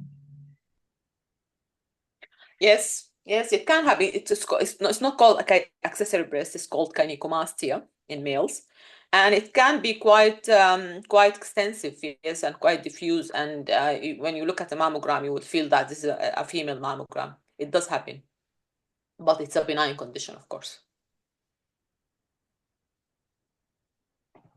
Okay. Any other questions?